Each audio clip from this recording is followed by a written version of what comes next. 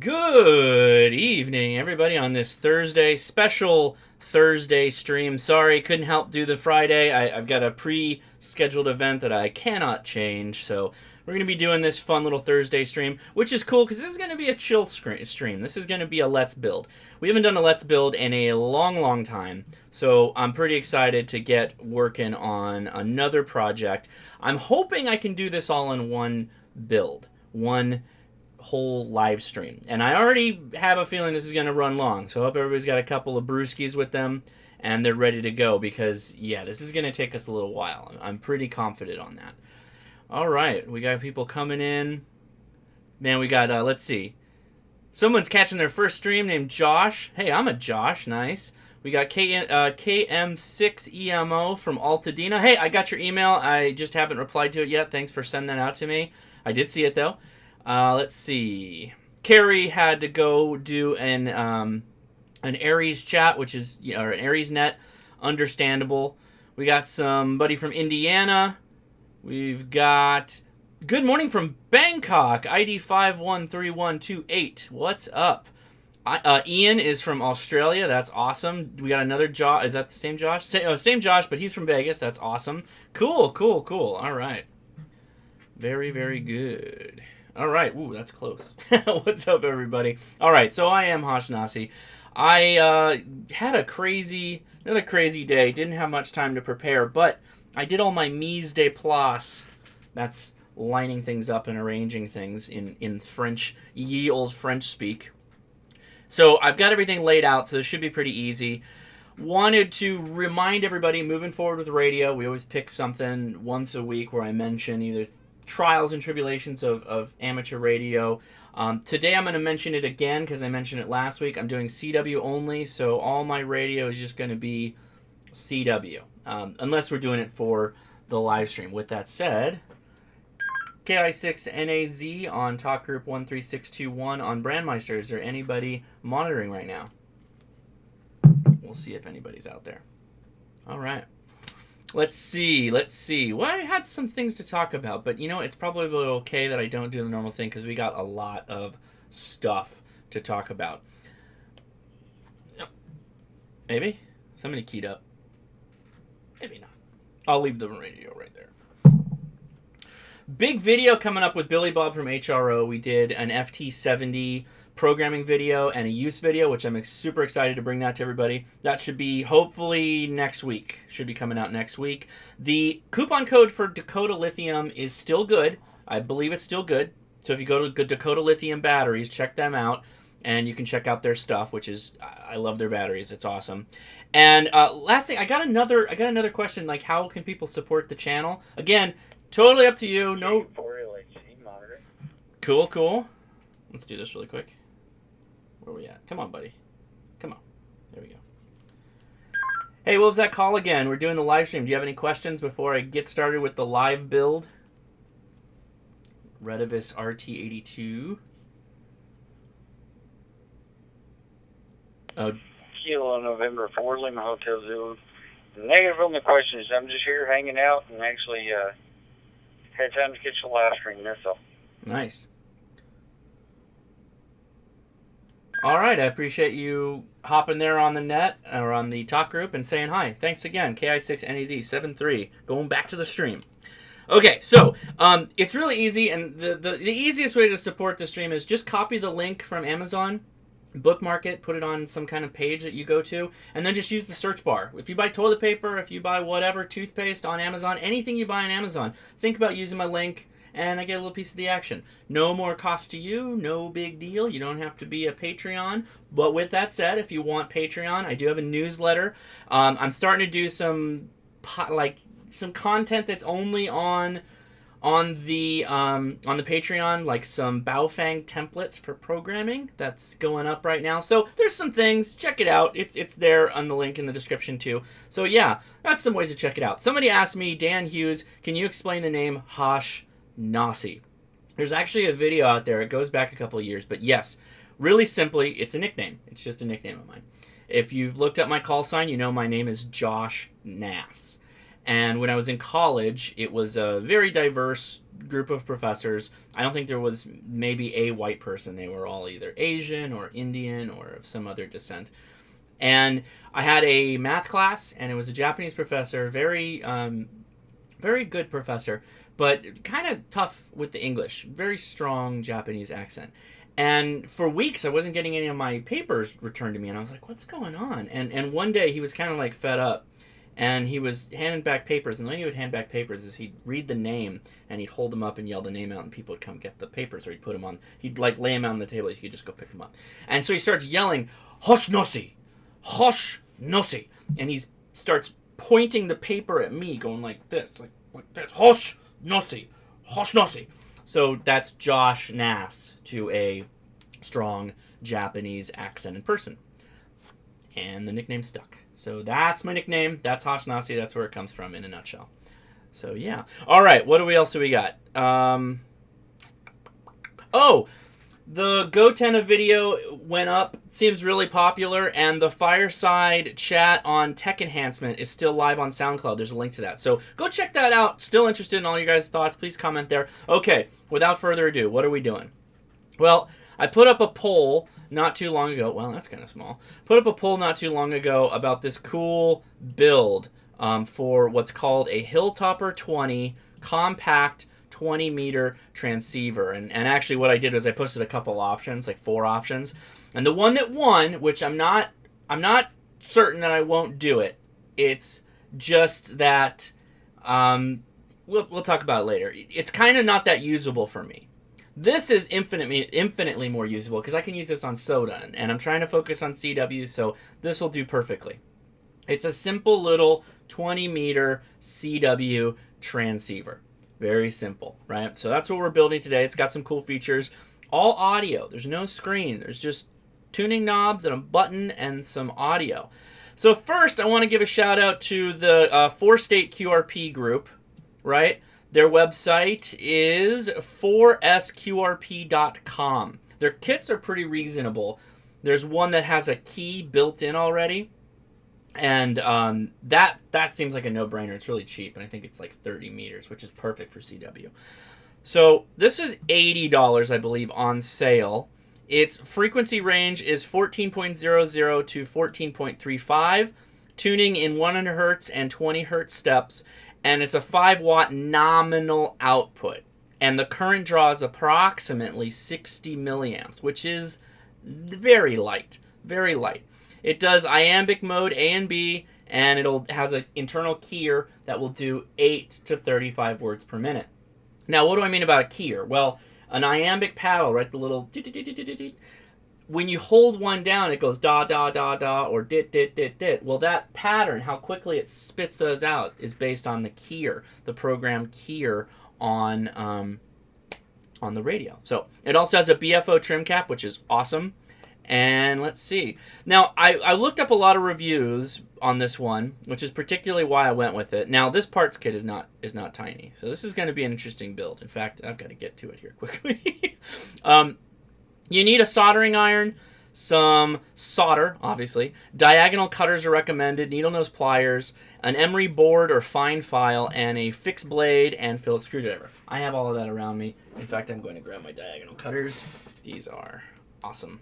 I put some of this kit and my now newly recommended iron on Amazon, so if you're interested in that, go down to the description and go to DIY or Homebrew, I believe, is the page. The Hako iron is like the way to go. It's super cheap, super inexpensive, and a really, really nice iron. So I'm told that this is a very, although it may look this looks a little daunting possibly to some of you, this is actually a pretty easy build to do. So what I'm going to try and do here, I know I got to catch up on the chat now because I got a ton of people that just came in. Greetings from Maystown, Illinois. Greetings from Windsor. Stephen Eaton just bought an FT2DR, which I love. Dream Beaver watching from Illinois. Awesome. And who else we got? Lucky Dog. All right. Oh, Dan Hughes. Found it today. I got in the CW Academy for next month. I'm stoked. Dan, you should see if you are in the same class as Jerry, KG6HQD, because I believe he is starting in September. And I'll cover this question since it's a bit off topic, and then we'll go into the build. Hey, off topic, but what's the best dual band Chinese radio? Looking for a cheap option for a mobile. Only need 2 meters and 440. Yeah. I can't really comment on Chinese mobiles because I've only really experienced one, and that's the TYT 9800. So you do get 2 extra bands, but it's pretty awesome. It's a pretty cool radio. I recommend it. I think the price is comparable. Mobiles get kind of tricky, though. Mobiles are kind of in this realm of some people want just an analog mobile, and then that's it, and they're fine with that, which is cool. Some people want an analog mobile and maybe some digital, maybe some APRS, maybe a really nice bright screen, maybe some enhanced features. All of that makes the price go through the roof. But that's what people like, and that's what people want. So, as always, I am having a beer, and believe me, I'm going to need this one for the build. Left Coast Brewing out of San Clemente, pretty close to me. This is a Belgian-style triple ale, which is my most favorite beer, 11.8%. We got greetings from India. What's up? Greetings from India. That's awesome. We got a pretty big worldly group today. I didn't know Thursdays were such a good day for the international crowd. I should have all my streams, or I should have a couple on Thursday just so I get like this cool international group. So pretty clear. We're going to wait for it to settle, but I can tell it's already going to be pretty clear. And let's see if we can put a little head on it. No, not really. It'll settle a bit. But yeah, pretty clear for a Belgian triple. It's pretty good. You can actually see me through the glass, like some kind of weird. That's awesome.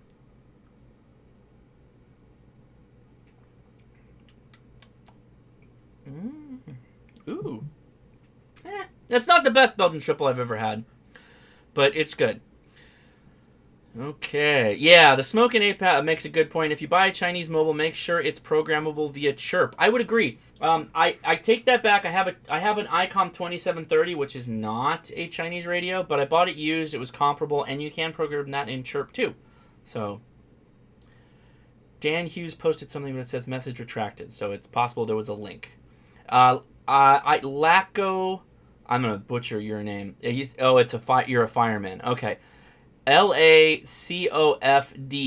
fireman. Do I have a video for the 9800? I don't. It's pretty straightforward for a radio. I should probably make one. I think the reason why I didn't make one at the time is there's a ton of videos out there for that radio on YouTube. So check it out, because when it came out, it was like videos were everywhere. Okay, let's get into it. Shall we? So here's... Ooh, let's zoom up a bit. Let's do this. Okay, that's a bit better. That's a bit better. We can work with that.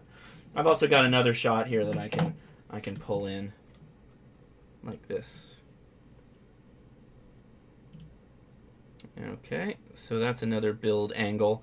Plus, I've got this one, which is... Where's that guy? This guy. So that's going to be the instructions, the video, and the chat. It's a bit busy, but we're probably going to need to use it when we get going because it's going to... Oh, LA County Fire Department. There you go. Look at that. All right. So let's fix our zoom. Cool. Beautiful. All right, QSL cards again. An unrequested shout out to QSL Photos. Yeah, photoqsls.com. Lee did an amazing job with mine. I really like it. So if you QSO with me, you will get this QSL card. So I'm pretty excited about those. All right, so I have a simple table vise that uses a suction cup, although I don't really need it for builds. And usually these are pretty good for small builds like Pixies and small little radios. We're getting a little crazy with this one. This one's a little bit big. So this is what the top looks like. And if there's my hand, that's the size. Not small, but not too big. Okay? And I haven't opened anything yet. I'm going to get some of this stuff out of the way because we don't need it. So this is, the bases are literally, the base and the top and the sides are all PCBs. And you solder them in place to make them rigid, which is pretty cool. Don't know if that's going to be the sturdiest thing ever. We'll figure it out, but still pretty cool. I'm going to move these guys out of the way. These are knobs final pieces, and this is an errata board, which we'll talk about, and that's our IC is in there with some other stuff. So we won't be able to forget that. Okay, so one of the things that this kit does, which is really smart, is it lays out all the parts in these cool little envelopes. So you go in stages, so you can't really mess it up. So I'm going to slide those over there, like that. And I'm going to move these right there. So let's start looking at the PCB. And I'm going to break the sides off of it right now. Okay. That's not that big. That's not that difficult to build. All right, here we go. Oh, that took some. That was a little scary. Oh, there is a couple surface mounts. There's 2 IC surface mounts. So I normally work right here. So I'm going to end up... I got to align myself. I'm going to move this around a bit.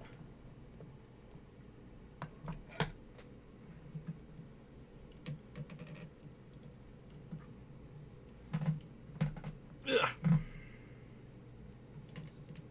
Not the best camera for this, actually, because we got all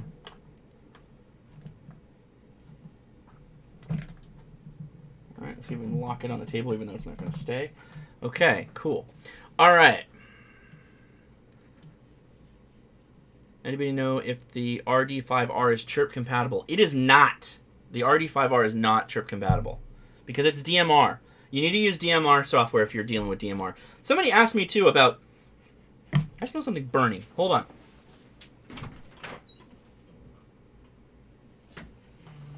Apparently, it's just me having a stroke. Oh, cool. EUC Killa. Passed my test today. Wanted to buy you a beer for all the help. Cheers. Hey! Thank you very much. Cheers. I'll drink right along with you. That's awesome. Cool. Do they make a radio you can just switch on and turn to a channel? No. No. Radio doesn't. Ham radio doesn't really work that way. Ham radio is all about you kind of programming it yourself. Zach's here. What's up, Zach? Zach's got that sweet link for Discord for anybody who wants to go to Discord after. Okay. So how long? Well, we're already burning some time. So all right, I'm gonna switch over to the. There we go. So hopefully you can read this as I'm going through this. But basically we're going to install the 15 1 picofarad capacitor. These are labeled 104 on the side. And all the spots that you're supposed to connect them to are where these red dots are. So if I have the board aligned correctly, which I do, it's going to say... I don't know if this is an interesting way to do it. This is the first time I'm ever doing a build this way. So we'll see how it goes. Normally, build instructions give you like a number. Like, for example, let's see. So this guy C28, which you're not able to see, C28, and that is not on. Next shot. That's not it. Where did it go? What happened? There it is. So let's get this guy in here. We can do our action shots with this. Focus. So there you go. So C28, which is right there, normally it just says put a 1.1 picofarad capacitor into that C28. It just lists all of them and says go to it. Well, this one just says here's all your your resistors. Oh no, this is a capacitor. It's a clay capacitor. And just go put them in these locations, and it just gives you a bunch of little dots, which is easy because you don't really have to visually see where they go. Like, you don't have to look for the letters and numbers for people who have hard time with their sight. So what I'm going to do, and this is what I like to do. Somebody asked, what made me interested in ham radio? So I was working for a large aerospace company, and there was a guy there who started talking to me about ham radio. So what I'm going to do while I'm talking to myself, I'm going to start placing these capacitors in the holes. just like this. And I'm going to try and get through all of them, but that sometimes doesn't work out. And I put them through, and I kind of put a little bend on the tails on the backside. So I'm just going to go through it, and I'm going to lay them all out, and then I'll come back and hit them with the solder. That way you're not going like part to solder, part to solder, part to solder, part to solder, because it just takes too long. So I'm just starting at the top and working my way kind of line by line. So as I'm going, I'm adding more. So far, so good. You'll find that capacitors are probably like the easiest thing. KG7YTS asked, does anybody know if the Pixie's any good? It depends on what you qualify as good, and it depends on how much good you think you're going to get for your money. Pixies are very inexpensive, so you don't get a lot for your money. That's the truth of it. What do you want to do with it? If you don't have pretty high expectations, then they're great. They're a fun build. You kind of get some experience with building. You know, it's like a first kit for a lot of people, at least people who are new to kit building. It's a great place to start. It's not the easiest build though, to be honest with you. But the cool thing is they're like, I don't know, they're under $10, I believe. They're under $10 on some of the websites, particularly if you buy them in bulk, which I may or may have not bought a bunch in bulk recently, which is why I brought it up.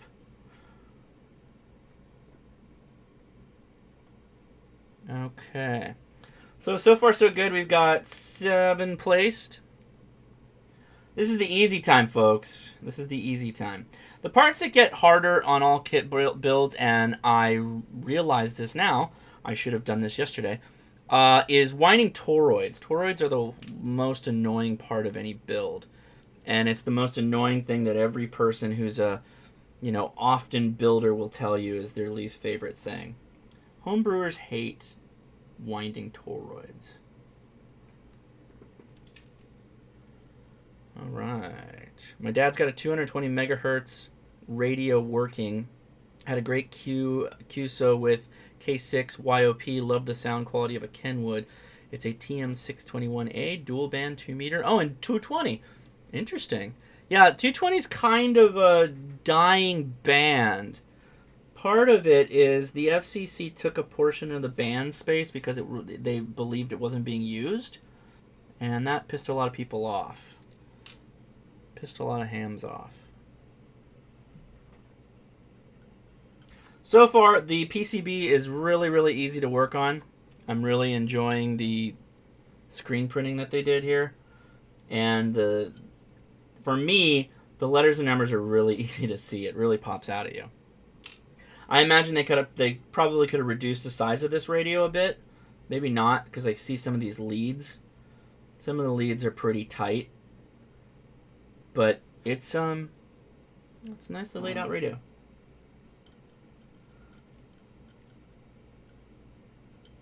Okay. So far all the through holes are they're perfect. They're not I haven't had to go in with a pin vise. Pin vise is a little handheld drill. KG7YTS says, I'm just starting to learn CW for the 5th time, so I want to start practicing CW on the air this time around. Yeah, so that seems to be the thing that separates the men from the boys, or the ladies from the women, or girls from the women, whatever, is that they practice on the air. That's really where you get your salt. And to be honest with you, if you want to get started just at home,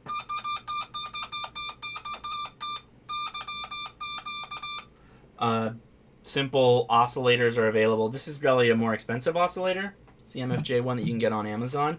Hey, Carrie's here. Hopefully your net went well. Oh, let's turn on my... Speaking of that, I should show you that too. So this is my soldering station. It's an old Radio Shack that I picked up when Radio Shack was going out of business. And it is pretty cool. It was a great deal. I think I paid $50 for it, and its retail price was $120 For a digital soldering iron, that's a pretty good deal. Okay, so now I've got this thing. All right. So now I've got it turned over here. The next step is going to be, you know what? I'm going to do this the other way. This will make the rest of the kit a lot easier. Turning this around. Carrie probably started back to school, so she's probably extra busy. Okay, so now I can lay this thing flatter, which is nice. And then I can just go in there with the solder. Right now I got the solder set, or my iron set to 168 degrees. Let me get the wire out of the way so I don't burn anything up. And I've got my P.O Gold. I just stick my iron in there, clean the tip, and let's get a piece of solder going. Let's get a really nice little piece.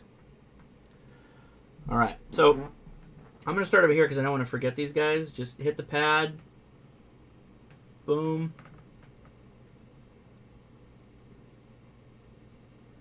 If you want to know how to solder well, there's a lot of videos on YouTube. There's kind of a pretty simple process to it. You just got to get the pad hot with the iron and the part, and then dab the solder in it. That's the key lesson on soldering. You want to go fast enough that you're not overheating the board, but you want to go slow enough that you're getting everything warm. Because if you're not getting warm, you won't get good adhesion of the solder, and that will yield to a bad final result. Also, you can tell because it'll be like kind of bulbousy. There's all kinds of really good images that you can find online of good solders and bad solders. I suggest you take a look at those, and if any of your stuff looks like that, then you might have to go back and resolder some of your stuff. That's not to say bad solders won't work, but you generally do a lot better if you solder well. So I have a bit of a way that I do mine. Is I will put the tip of the iron, and I'm not using a super fine tip, although that could help. I'm putting the tip of the iron on the flat of the board and next to one side of the leg. So I put the iron, I'm not going to do this, but up against it.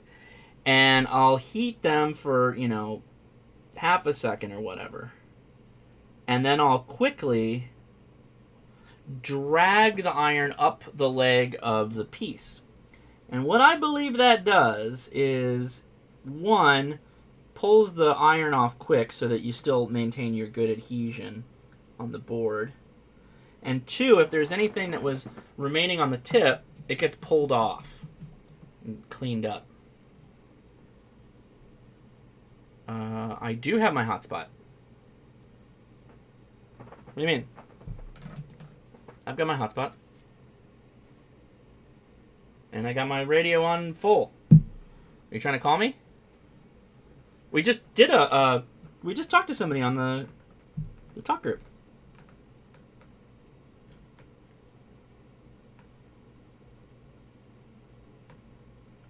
So the next ooh, that's bad solder. Come on now. So the next upgrade I'm probably going to do is some kind of fume extractor.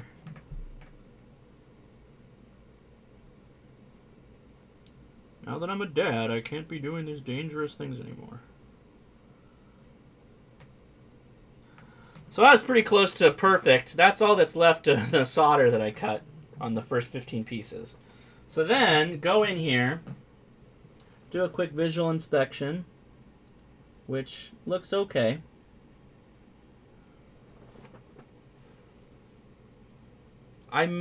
Zach tried to send me a message, which we thought we probably should have tested this last night instead of right now. I'm going to pick this up a bit. And so my hotspot, I didn't realize it yet. You don't have to, but if you want it in the right, jurisdiction, if you want it to actually be where you live, then you should go in and set the lat long. And I hadn't done that.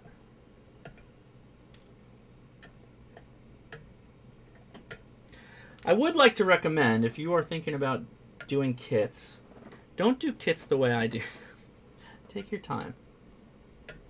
Because I'm a little haphazard. And it has burnt me before. Not often, but it has. And when it burns deeply. So what I mean specifically is, one of the things a lot of kit builders do... Oh! Something. I got a light. A lot of kit builders will lay out all their parts, do a proper inventory. A lot of kit websites recommend that. I think that's a fine idea. I don't necessarily do that. And you probably should, particularly if you're new, or if you don't have a huge stock of parts and you just don't give a damn anymore. I am the latter. I have a huge pile of parts and I don't care. Okay, so that's phase one. Boom.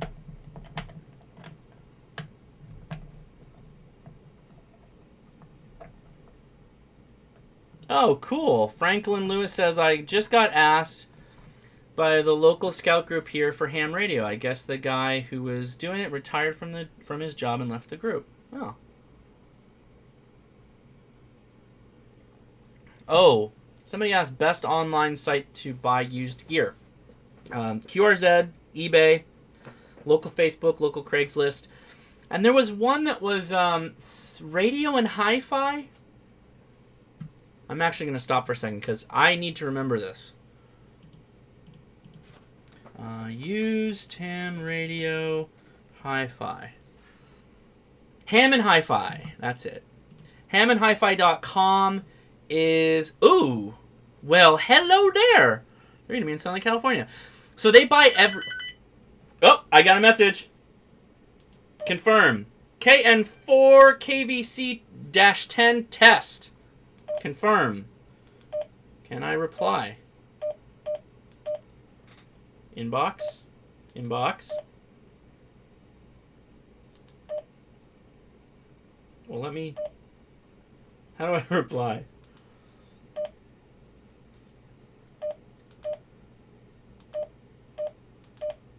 Okay. I'm sure I can, but I can't figure out how to do it right now. I'm going to keep going. So I can. I got that message. DMRing someone 1 tent away. Laugh out loud. Jason is also correct that HRO sometimes have good... HRO is like a cool selection of used stuff, and it's online too. You can view their products online that are used. All right, so... HillTopper manual, back at it. Okay, so we just finished group 1 assembly. Now we're going to group 2. It's taken me about 15 minutes on that group.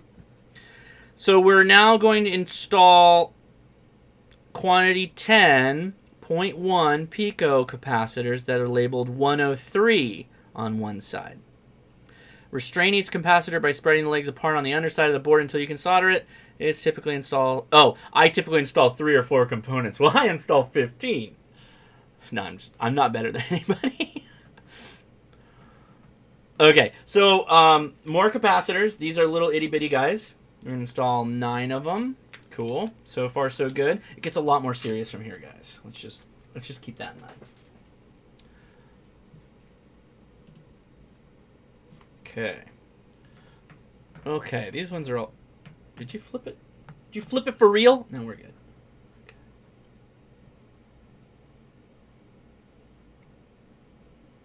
Okay. I got a bunch of these little guys. These little 103s. So not only was I pretty well placed when APRS works. Oh, that was APRS. So I did have another one. I had a hello. Just a hello from 3100388. Was that you, Zach? It didn't tone off, though, so I don't know what the deal is with that. Okay. Oh, yeah, that makes it easy. So far, I'm digging this kit. This kit is very nicely laid out. It doesn't give you any of the Doesn't bother you with things you don't care about. Which, man, when I did that Minty Tin kit, I was so pissed. I pulled the video down. I didn't even want to have anything more to do with it. I didn't want to endorse the company. It ended up, like, I think a quarter of the parts I ended up having to just pull out of my parts bins. And maybe I just screwed up. Maybe. And I'll take that. That doesn't make me feel bad. But I feel like I had to get out my multimeter and test, like, every freaking resistor. Because everything was not colored the way the instructions were saying. Which, there's a bit of a pro side of kit building. Like, people who really know, they kind of, like, know without having to have a color code for the resistors. That's fine. I'm not there yet. So they probably just said, oh, it's that much resistance. Okay, I know how to do that.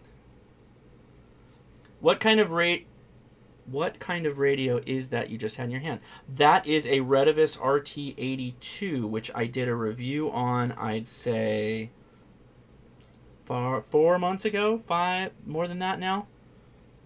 Time is flying so fast now that I have kids. Retevis RT82, which is the same thing as the TYT380, I believe? I sent a group message of hello to the talker about 15 minutes ago. And the test. Yeah, so those all came through. I didn't get a tone. So I might have just got another one because I didn't get a tone on the first one. So, that's probably what happened there. And C14. Easy. Okay, we're moving. We got a lot more bags, though, so I really would like to get this done tonight, though.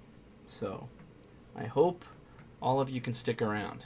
I hope you got a note from your parents. So you're going to be sticking around in the crash course tonight for a while. All right. Let's do some... Can we do some close-up solder action? Will this work? Maybe. Maybe? Maybe.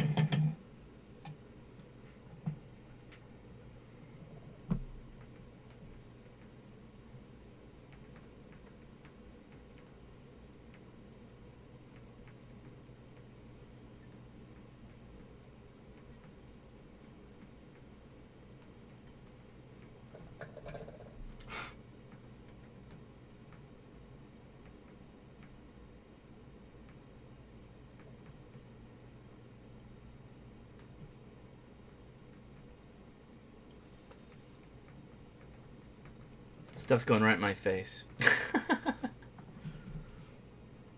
I need a fume extractor. Yep, I just got that. So maybe it's just a weird timing. AG5QW-5, Hiya, greetings from Texas. So working. Will this... Oh, yeah, it's... Good. Green screen. There it is. Gotta love the green screen. Alright, we've got almost all of them here. Get this one.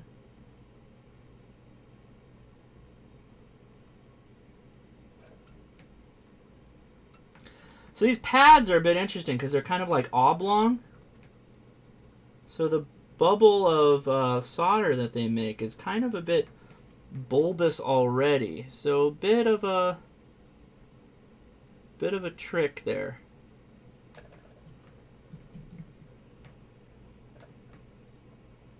Is my hand covering that? No, it's good.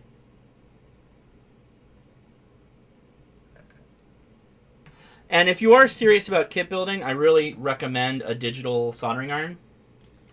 Really recommend that.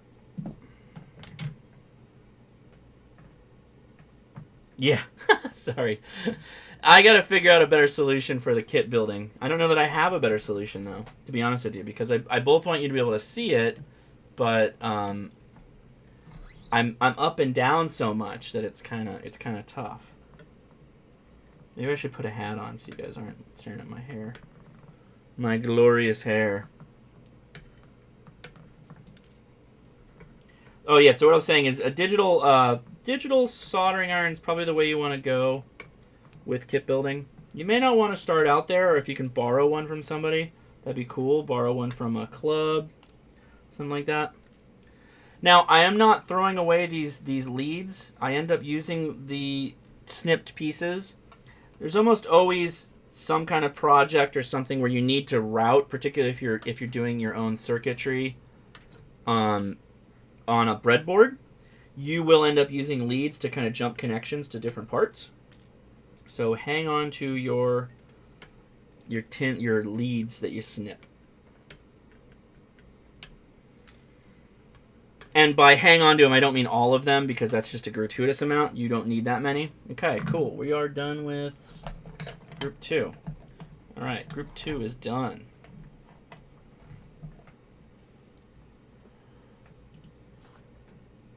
Group 3.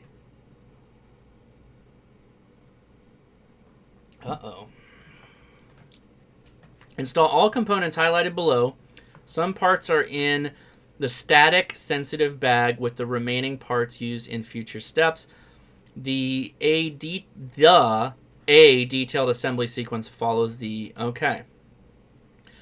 All solid state devices are found in the anti-static envelope included in the kit. Yeah, you can use the paper clips are fine. I've used jumper wires. Okay, so this is it. There's an Adafruit. I already saw the Adafruit logo in here. Is that what that is? Adafruit? Yeah. Oh my god! Why? Stupid little diode just tried to commit suicide. Okay. Yep, it's an Adafruit clock. So we want to hang on to that. Okay, I don't know what it needs in here, so let's just read it. Install DC power connector J2. Okay. Solder only one lead first. Oh, okay. This is easy. I can show you. Let me show you a trick on this one. Let me open up. Okay, let's get one out of the way. Let me put this back for now. I'm going to dump out parts kit 3 right here. A pretty easy way to do this. Okay, so what it's saying is you've got these 3 pins, and they mount on the board right there. That's your connector for your DC power. So what it's saying to do is like take a rubber band or something like that. You don't really need to do that once you get a little bit more, I don't want to say you're not talented, but once you get a little bit more handsy with how this works. So what you can do is you kind of hold it with one hand, like that. Get your iron, like this. Now, it was saying just tack one side in and then flip her over. So what you can do is you can bend solder, and so you can hold it in place with one finger. Oop. Hold it in place with one finger. Get it real close, real close. And then just go in there. Oh, see, it's turning away from me. Now, if that doesn't work, the other thing you can do is just use your mouth.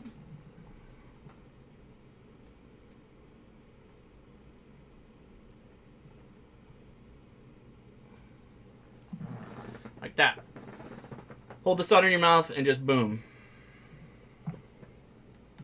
Okay, now what it's saying to do is flip it over. Now that you got one tinned in spot like that, now just go back over it. Yeah, tape is good. Use your mouth though. Be a man. I'm just kidding. Yeah, so now you just go in there.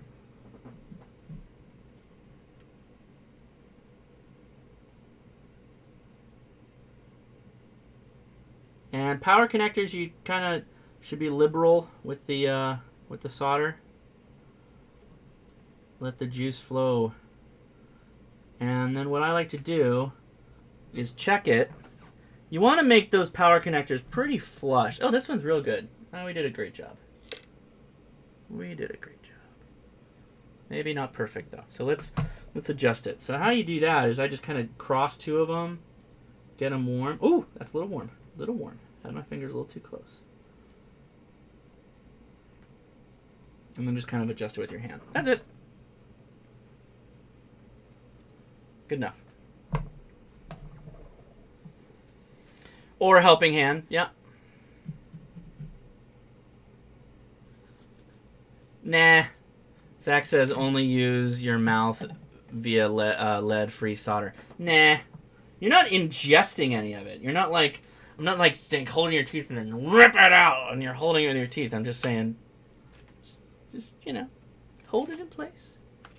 I mean, don't be sucking on solder for, you know, 18 years and then come say, well, Josh told me to do it.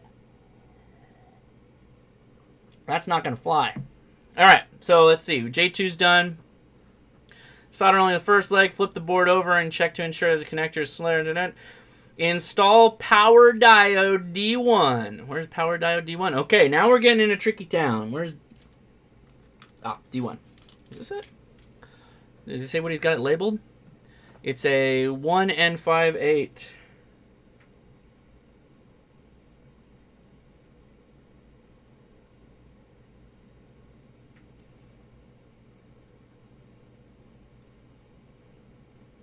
Install power diode D1 and bias diodes D6 and D7.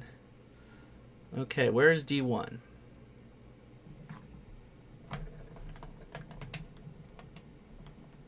Nah.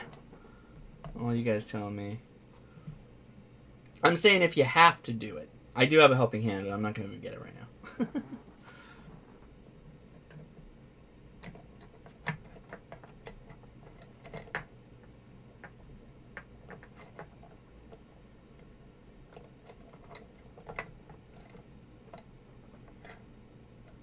Oh, that's you.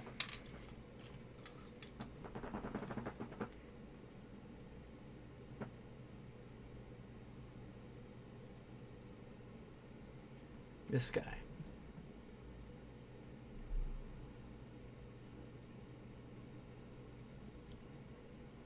Where is it? I would tell him don't do it all the time. Zach said, what would you do if you saw your kid was soldering with his mouth? I'd say, don't do it all the time. Don't enjoy it. Don't swallow. That came out. That was not supposed to be dirty. That was like a don't swallow the lead, obviously. Okay. Install power diode D1, which is a 1N5818. Come on, bud. Okay. Well, so what's going on here?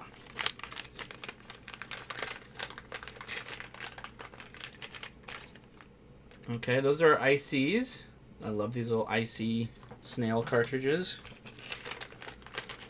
This is our IC sockets, which we'll pull out. Oh, we got a whole host of diodes in here. Okay, there we go.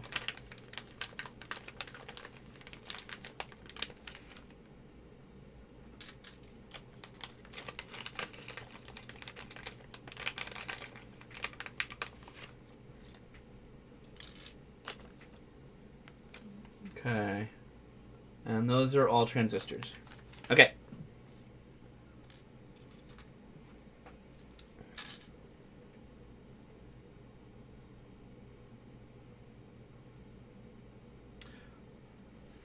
That's it, buddy. Okay. So this part is... You've got to get this right. So there's a silver piece. In fact, let me switch over here so you can see it.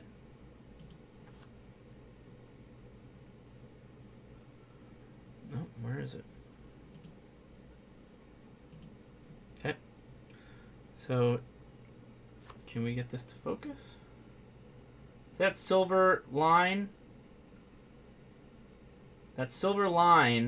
needs to line up exactly with the board. And then still you need a little bit of relief off the end of it. So what I do is I take the very tip of my needle nose pliers and hold it, and I bend down the one leg. For the 60 or so people watching, if you haven't already, hit the thumbs up button. I'd appreciate it. So that gives you kind of a tight connection. You want to get it right up against the component. So you fold the lines over. Now take that gray line and line it up on the board Also, I think Zach's already posted the link a couple of times to Discord. We will be hitting the Discord after we're done here. Hopefully. If this goes a little bit long, I may not have it in me because I got a lot to do before this weekend. So now I'm going to stretch the legs out on that. So now we got the power connector and the 1N5818. Okay. And the bias diodes D6 and D7. Where's D6 and D7? D6, D7. That's D8.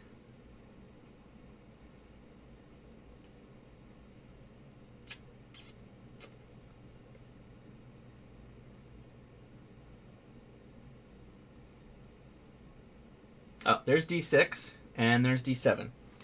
Okay. Interesting.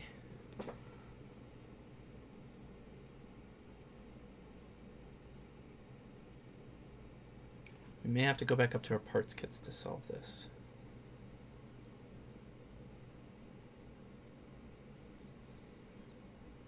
Bob Wynn asks, what talk group are we on? We are on... Where is it? Whoop. Why is it not showing? 1. No. 1. I hate that it does this. 1.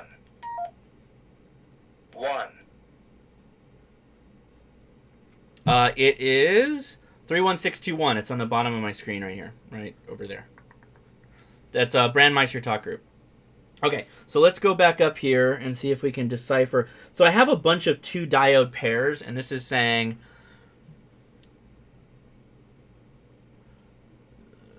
Where is it? Group 3. Install a DC J2. Got it.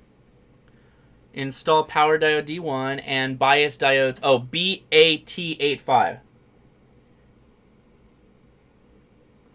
Okay. BATA5.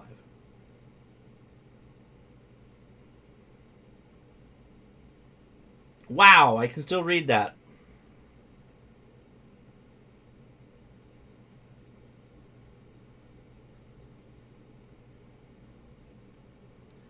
BATA5, got them. Okay, so these are also banded. So you're going to have to fold these over. And you need to put them in exactly the same banding configuration that the printing, the silk screening on your kit has it. So don't, just because I did the last one with the banding on facing the left, these ones face to the right. So careful. You got to be careful. Boom.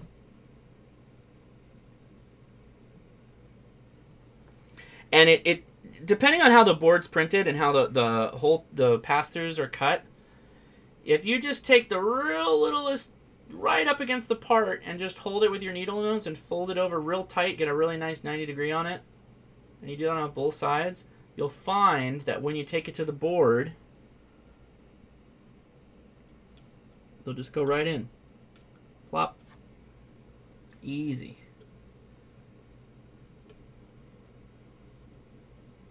Okay. Let's see. Install that. Okay, we got that. Use DC connector. Got that. D7 must be installed before the board is installed. Oh, I see. Okay, good thing we know that. Install electrolytic cap C43. Caps are pretty easy to find. They're usually round circles. Let's go back up here. Where's C43? C43. Up top. Ooh. Okay. Install so that the white band on the cap faces the rear of the board. Okay, well, that's perfect. Thank you for that. Because it's not printed. Normally, the little bands here, when you put in a cap, it'll have a mark for the white band, which is your negative side.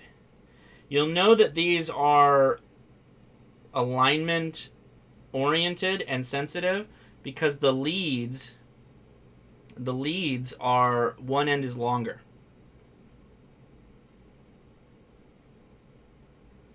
Okay.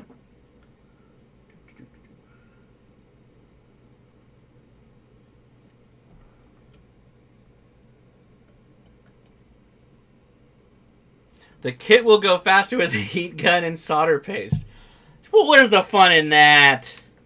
I actually do have a heat gun. I don't have any solder paste, though. I should go get some of that.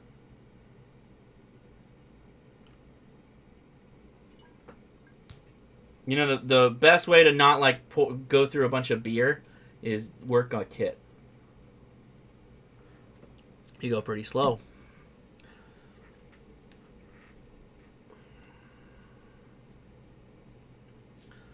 The part, install the white, okay? Install U4, which is a 78M05. This part is polarity sensitive. Install so that the heat sink tab faces the rear of the board. Whoa, what is that? That's a claw. That's a crystal. Well, what the heck is in here that... Oh!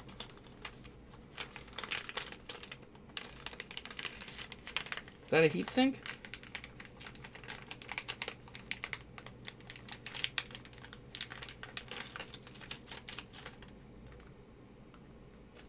Okay. That certainly looks like a heatsink. And this is supposed to be U4.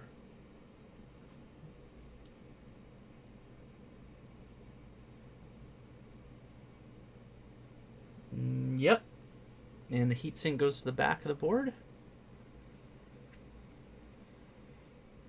Yep, so it goes right in there. So these guys, most of these don't really bend. So I kind of like to do them on their own, because he's not going to hold on his own. So let me get, I'm going to solder all these parts now that I've got this one going.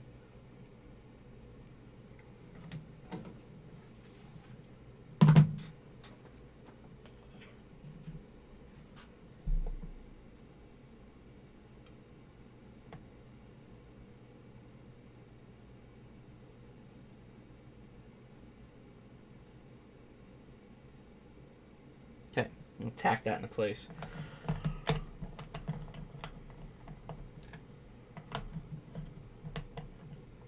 Oh no. I don't think either one of my kids are old enough to do a pixie kit. I don't think any one of my kids are really old enough to solder just yet. Ben, I could probably teach. No, I take that back. I could probably teach Ben.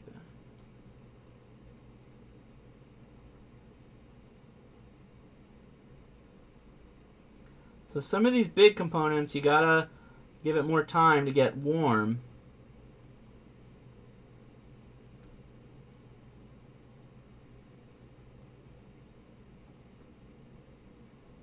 I've also found that capacitors, in particular, take a while to heat up.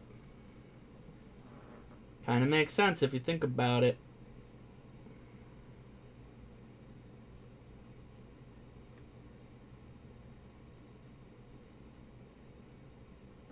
Sorry, my beautiful hair shot.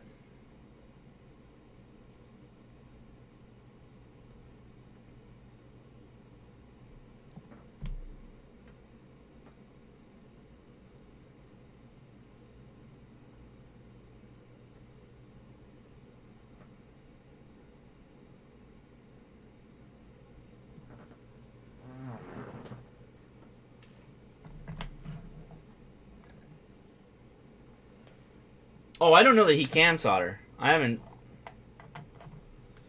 have taught a 5-year-old to solder 2 leads, and yeah, okay, cool. Then Ben could solder, by that definition. All right. Well, now I got no excuse. Put me on blast here. Antenna tuner kit build. I don't. I know that MFJ, a lot of their stuff is kits for the tuners. Install capacitor C40 and C40 marked 220 and 221 and the X6.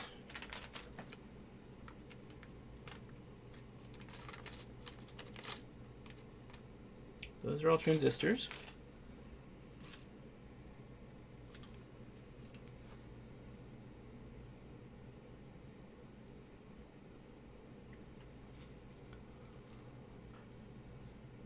Oh, these are 22J. C40 and C41.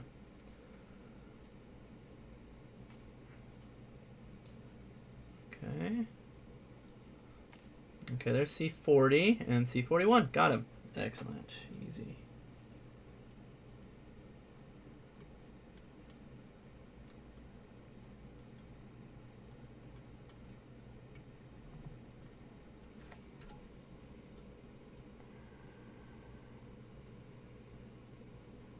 Oh, yeah, I guess that's a good... yes, I have a tiny kind of... It's kind of a jeweler's vise, which has pan... It has Panavice, like, notches cut into it. It's not the best solution. If you go to Amazon, I found a pretty value-priced Panavice. Panavices are great because they hold the board from the sides and they kind of come up on it, and you can kind of rotate it and turn it, which makes it really easy to work on.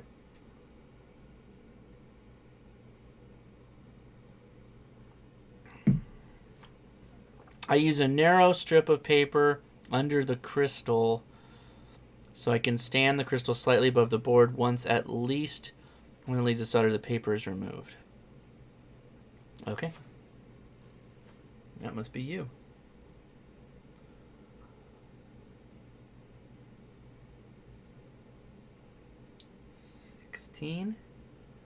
Okay. Crystal time. And let's find our paper friend from earlier.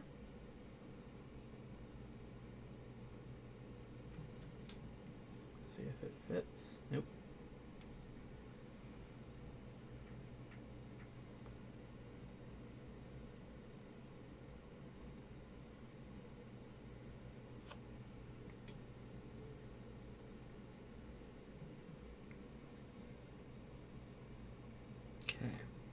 Go ahead and solder this really quick.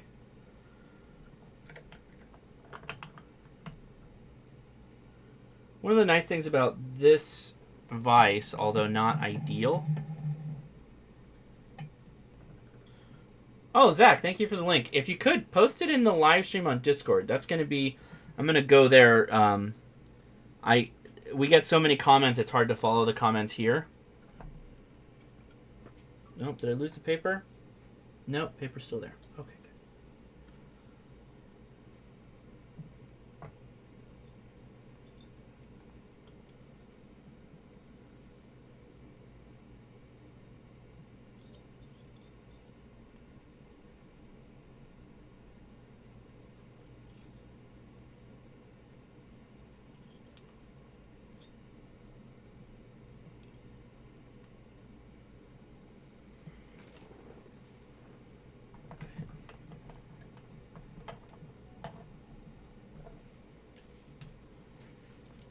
Got a nice long wire or long solder.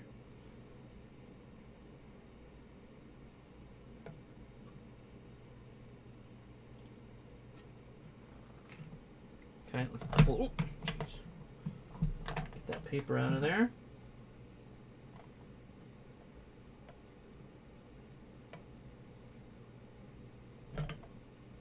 Oh.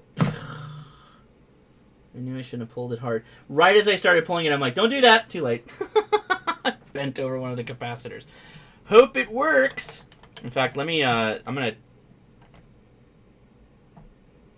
mark these two that I hit, just in case I've got to resolder them.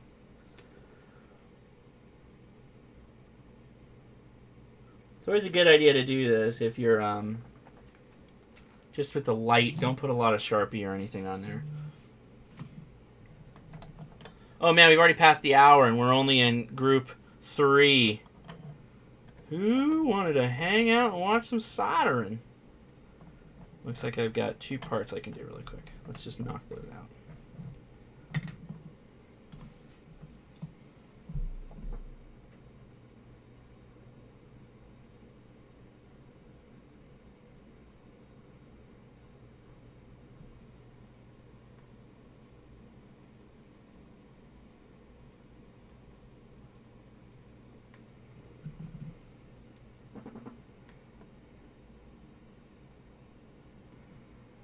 Okay. Clippy time.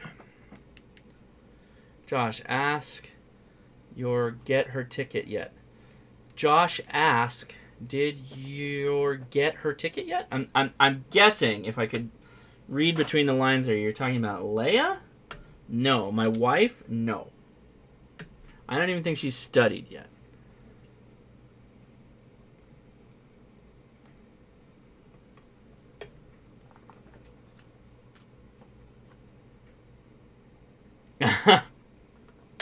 Yeah, what's funny, Zach, is my Let's Builds are actually probably the less popular than my just radio topics based videos, but they're still more popular than the classes. The classes, though, have staying power because people are constantly checking out. You know, when they think about upgrading, then they're kind of like evergreen up until the point that they change the class, the questions. Then you got to kind of like go back and you're like, do I upgrade or not? Here we go. Okay.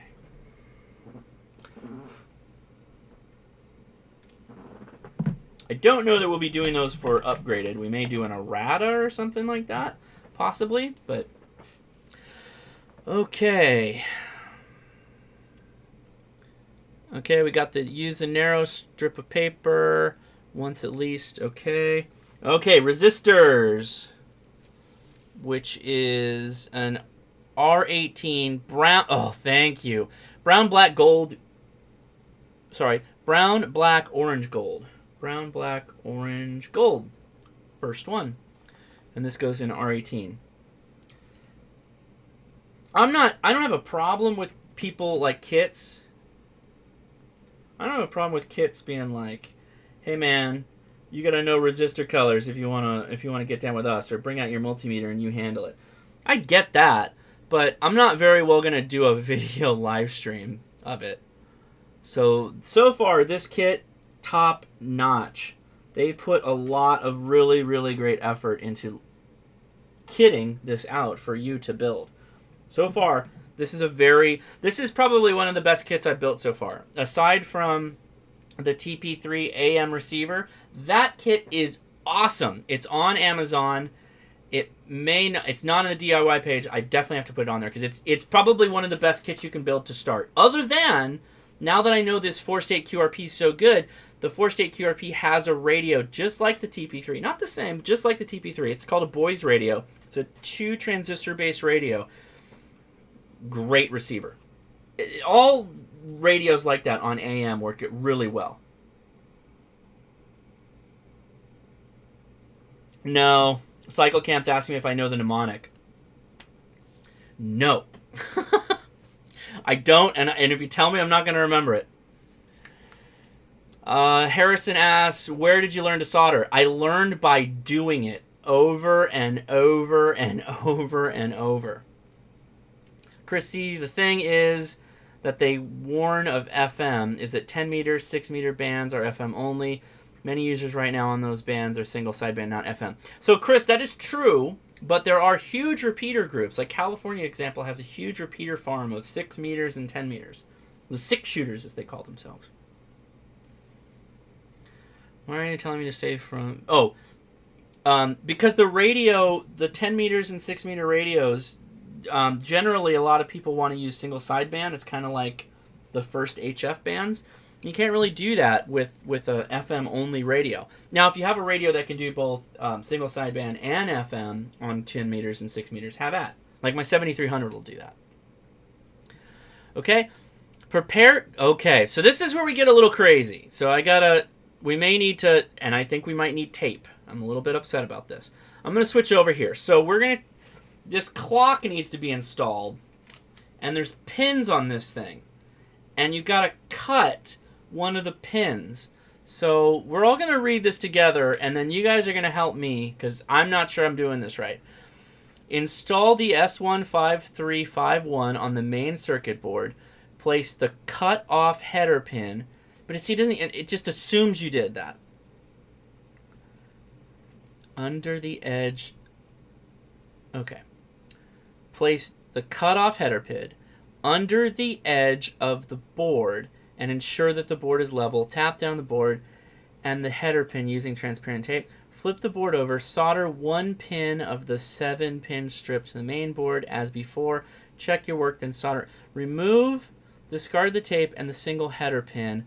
Cut off excess lead length. Okay, so, wait, what?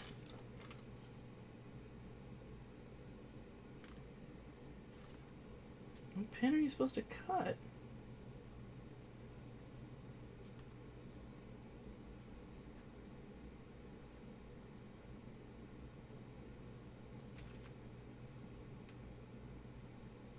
Oh, this is easy.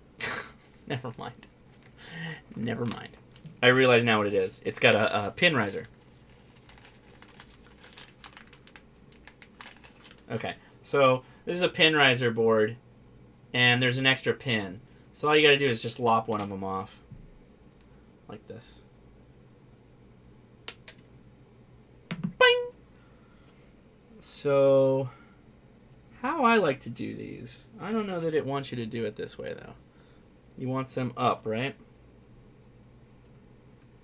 Oh, you can't see this. Let's show you what it looks like. So you got the pin riser right here, and it goes something like that. Let me read this. Cut off one of the 8-pin header supplied and mate the 7-pin. Save the cut pin. Shit, it just went firing. Make sure the insulator is on the underside. It just went flying off into the... Oh, it's okay. I got an extra one here. Make sure the insulated portion underside... Make sure the insulated portion of the header is on the underside board. Solder just 1 pin on the header strip. Check your work. Ensure firmly and squarely seated the small install. Oh, I get it. Oh, okay, I get it. That's fine. All right. They just want you to have a really, they want this thing like perfectly level, like balanced up against the header pin. That was it. I read that the first time and I'm like, I'll just figure it out live, which is never, that is never a good idea. I always am like, there's so many more moving parts and things going on in my brain when I do these live streams, like having to keep up with everything, that just, I'll do it live is never a good idea. Never a good idea. I ain't no, what's his name? Bill O'Reilly. Ah! That was hot. Forgot about that. Who's awake?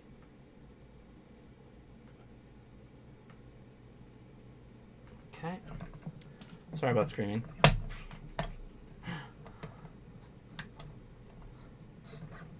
Okay. Header pins.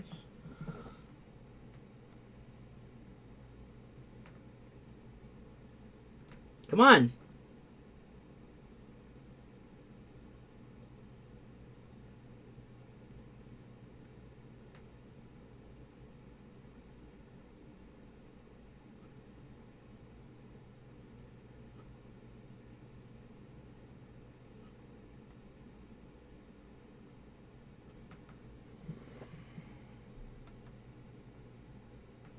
So I haven't mentioned it yet, but soldering gives me a real state of zen. It's almost like yoga.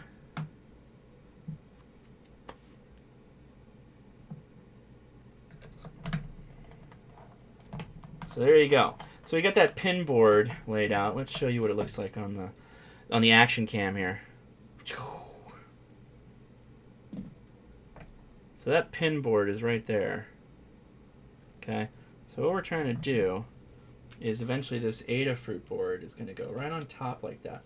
But it sits flat. You got to kind of like hold it up. So what they want you to do is take a piece of header, pin header like this, and then use the insulation as a riser. I should have read that before I shot it across the frickin' room. Tape. Electrical tape.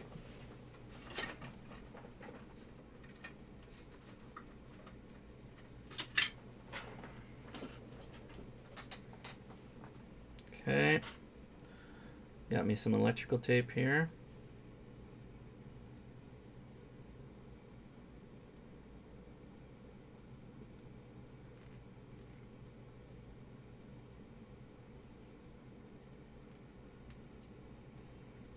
Yeah, SMD is all about your kit. Not to say you can't do it in a multitude of ways, but the easiest way is to have a kit to help you out.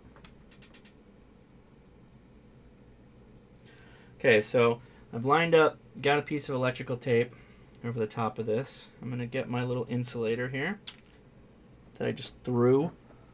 There it is. I'll line my holes up.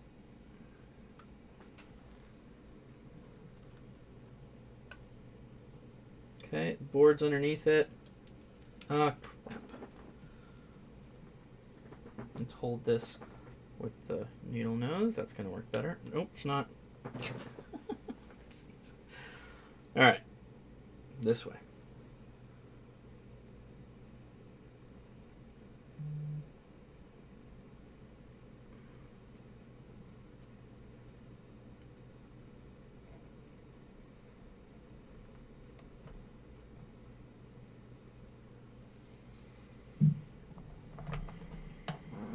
Okay, I'm going to quickly tack in one of these spots, and I'm going to tack in the other side.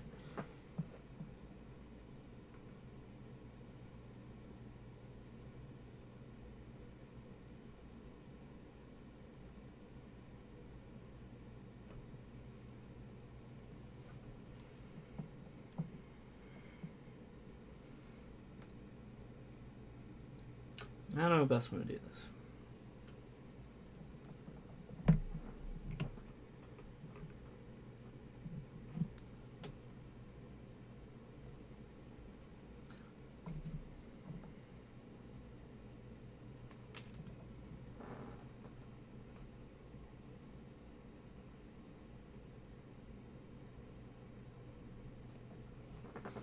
That didn't do it.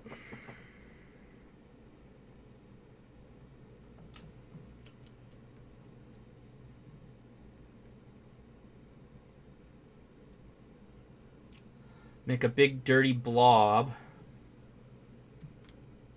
And we'll clean it up right now.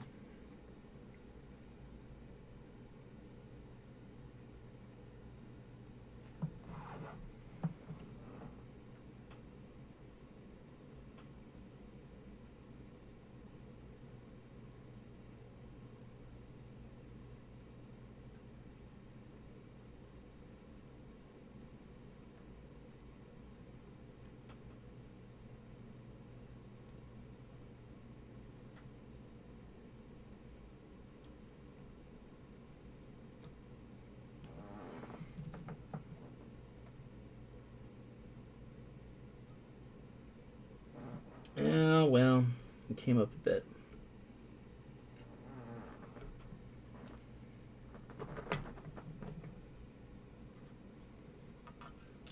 That might not be a huge problem. Well, let's see if we can smash it down. Ooh, watch out for my fingers here.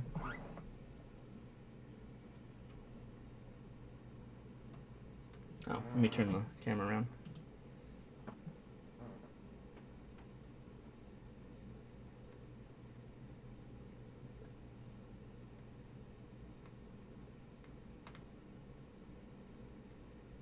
Oh well, we'll leave it at that for now. It should be okay. Harrison asked me what my favorite subject was in school. Easily science. Science, and then I showed an aptitude in computers very early on, and they made me one of 2 computer technicians on the entire campus for my high school. And I started in my sophomore year fixing the teachers' computers and the lab computers.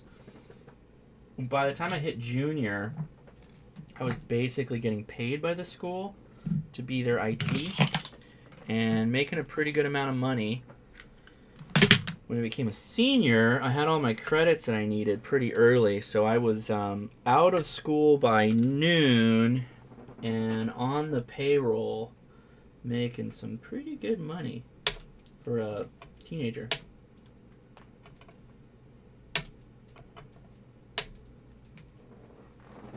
Just let those things fly, man. You would have guessed interpretive dance? Yeah. Okay. All right, so we got our Adafruit installed. Install resistors yellow, violet, brown, gold to 15 and 14. It's starting to look like something.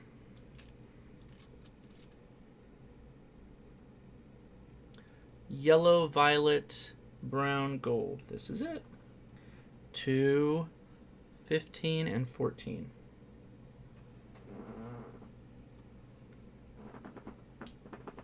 These Let's Builds always run long. We've already lost some people too, so. My first ham radio was a Yaesu FT60, which I still own. And it was sold to me by Billy Bob. This kit's going to actually take a long time. We're going to be into this for a little while. Where are we at? Almost an hour and a half in. Well, we could cut it and then do it again next week, but I don't want to do that. I want to wrap this thing up. R14 and R15.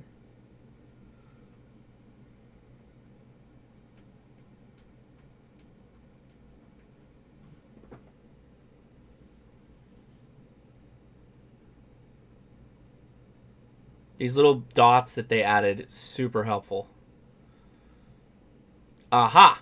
R14. I was not even looking over in that area. And R15. Burp. Let me just keyed up the talk group.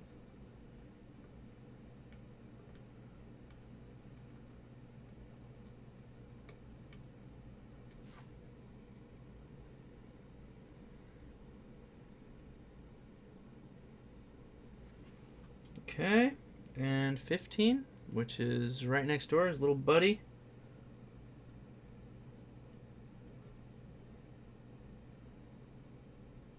Okay, we got to move through some parts here, so I'm going to leave those guys. We'll get back to them. Install the SI351 on the main circuit board. Place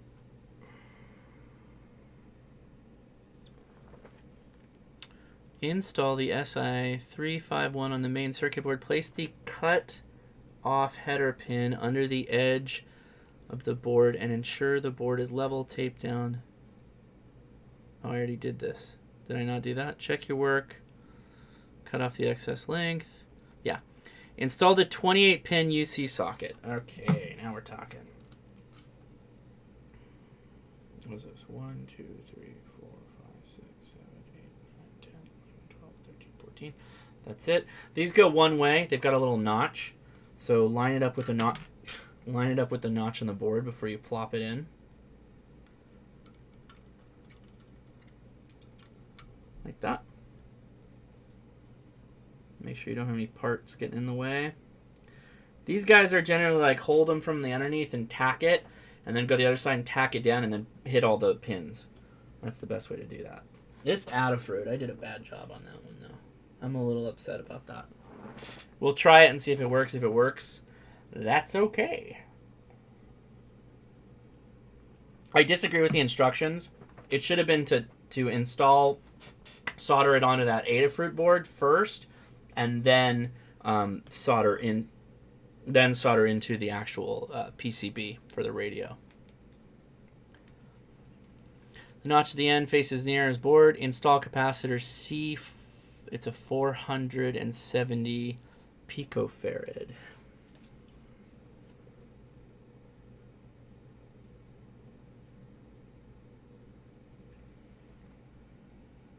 This is the only capacitor here.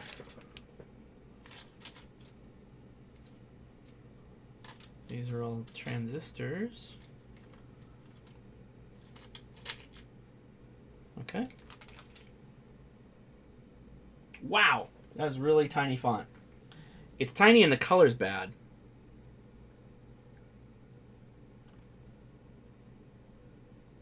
$471. $471 it is. And that goes to C24.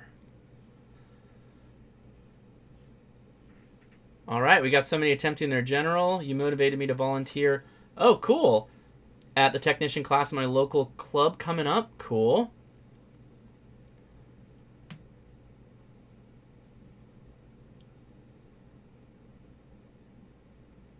Very, very cool. That's awesome. Okay, we are looking for capacitor C24.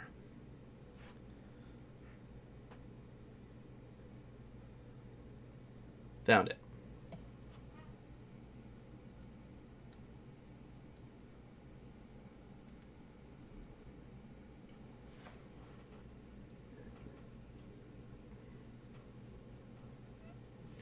Okay.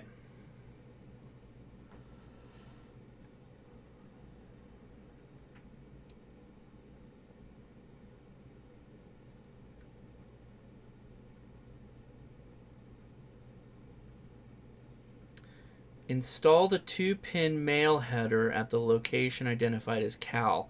Keep the mating 2-pin field jumper aside until the construction is complete. Okay, I have that. So, all right, we're gonna solder these parts up.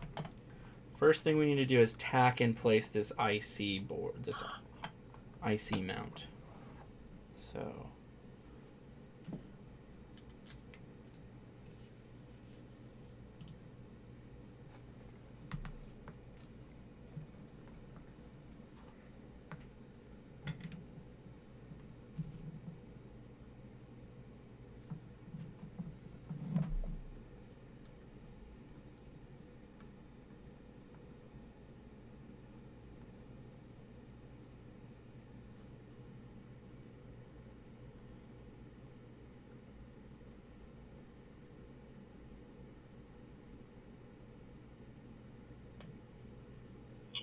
Cool.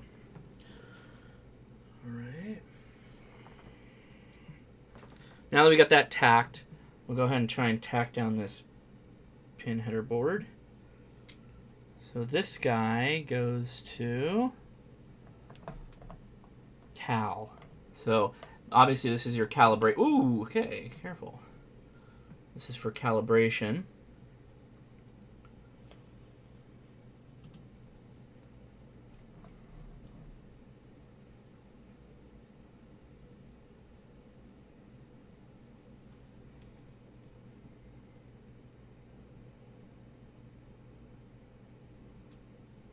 Cal, found you. Right off the side of the board there.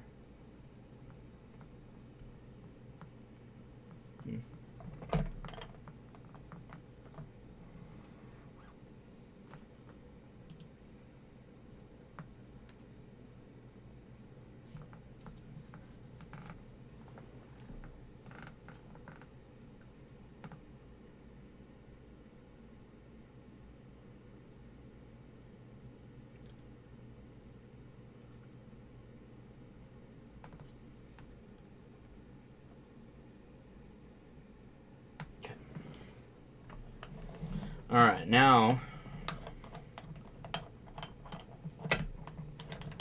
the easy stuff. Pound it out. Now just lots of tack soldering. I'm gonna get this Cal guy out of the way really fast.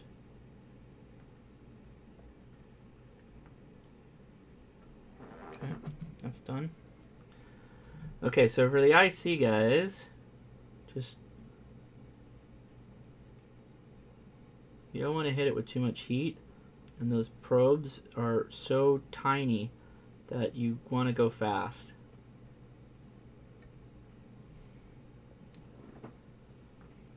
Sorry about my hair shot. This is live action soldering here. Oop, that's a bad one. Cal got in the way. Cal continues to get in the way. Come on, Cal, work with... No, that's a bridge. Crap, got a solder bridge.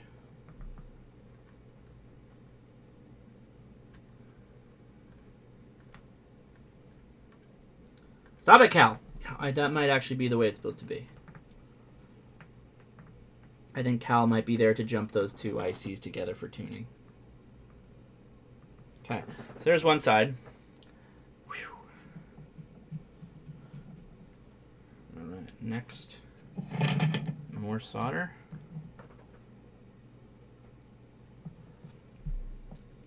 There are people saying that having warranty issues with the Anytone and programming issues. Ooh, you can use your Baofeng code book. Really?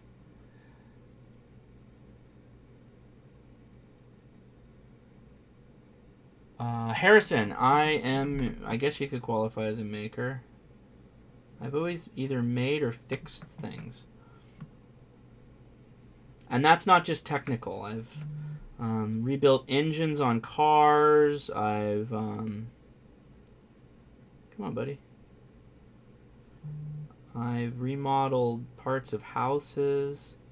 I did my house, for example. Uh-oh, the family's home.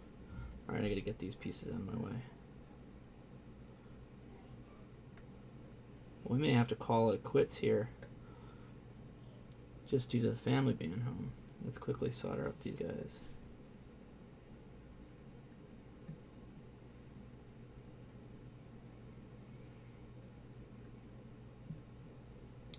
All right.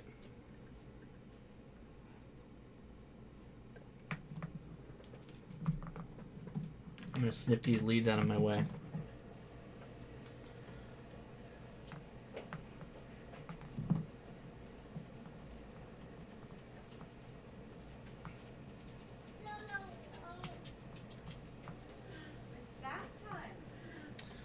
Let's see. Yeah. So when you bridge a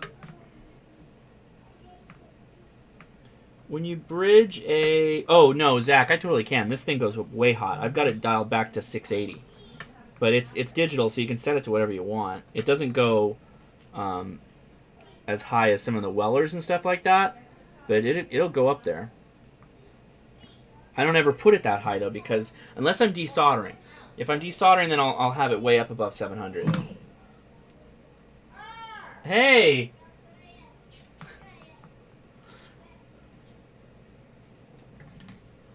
Now we got Leia yelling. So anyway, if you bridge, I just go over it with the iron and just drag it through. And you're not lifting the pad because you're not applying heat for that long. You're just gonna like split it.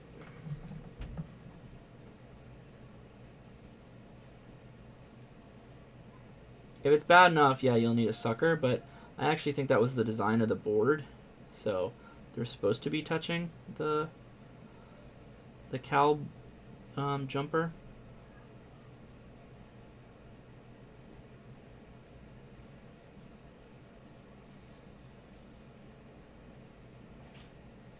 Okay.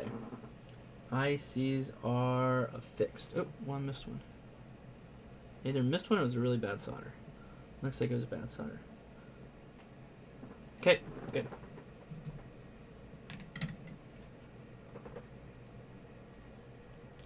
I am running a... I'm going to point the... I showed it earlier, but I'll show it for the people who are just got in. It's a Radio Shack digital jobber. You can't see it because of it's washed out, but this one has a preset for 780, but you can go higher than 780. Right now I'm in preset 2, which is 680.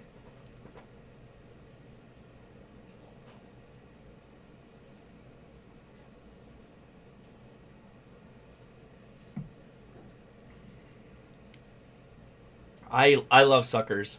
I like solder suckers. I was that confident though that I didn't pull out my solder sucker. Which technically it's not a heavy bridge, it's just a light one. So just walk over the top of it. It splits the two pads apart. You fine. Try it. Don't take my word for it. Try it out for yourselves.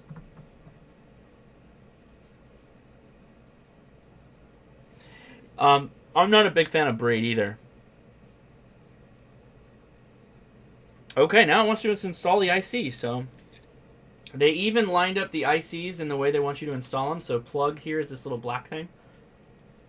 Come on, plug. Or is it the blue thing? Pretty sure it's the black thing. Yeah, it's the black thing. IC slides out. Be careful with your ICs. And if they're not already, you know, make the... Yeah, see, these legs are not happy time. I find that having legs a little bit more spread apart is better than legs that are too closed when it comes to ICs. But take your time with it. You don't want to rush. You don't want to rush in this department, if you know what I'm saying. The reason is it's always easier to like apply side tension as you press the IC into the base. And they only go one way, so make sure you put the notch at the end of the IC up against. See my previous time estimate comment. No use sockets. I am using a socket. The socket, it's soldered. It's soldered, dude.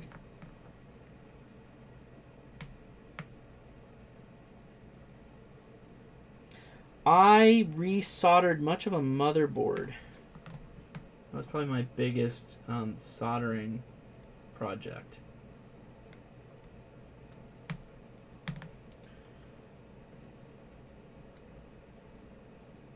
And just really take your time, particularly when they come in bent like this. It's not supposed to come like that, but there we go. Beautiful. Beautiful. And really check that you got a good seat. Yeah, there you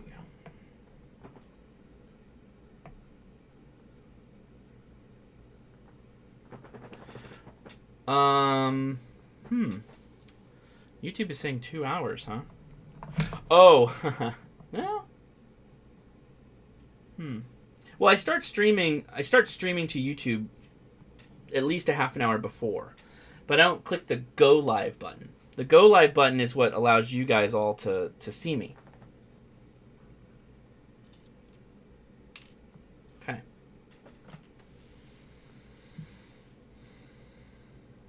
Uh-oh. Now we're getting into it. So, do we have more diodes? Yeah, we got more diodes. Okay, because I got a big pile of diodes here that install the components of group 4 in the sequence. Okay. So we pulled out all these diodes from group 3 that weren't installed. So I'm a little worried. No, I think what happened was these were a part of that static bag. So I'll put those on the side here.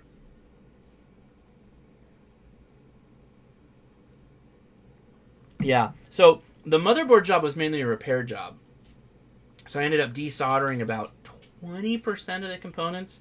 So high solder suckers, boom, boom, boom, boom, boom, boom, pulled components. I've pulled a lot of components. I've done that a lot. And then replaced them.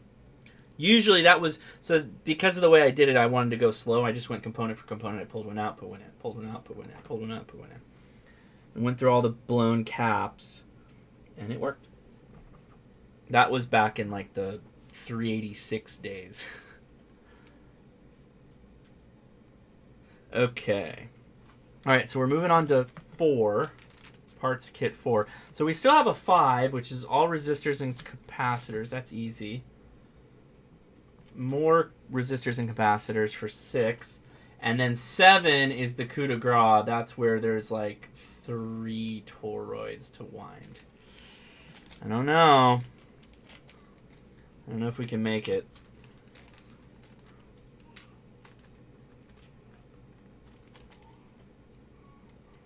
Bit off more than I could chew here, guys, I think.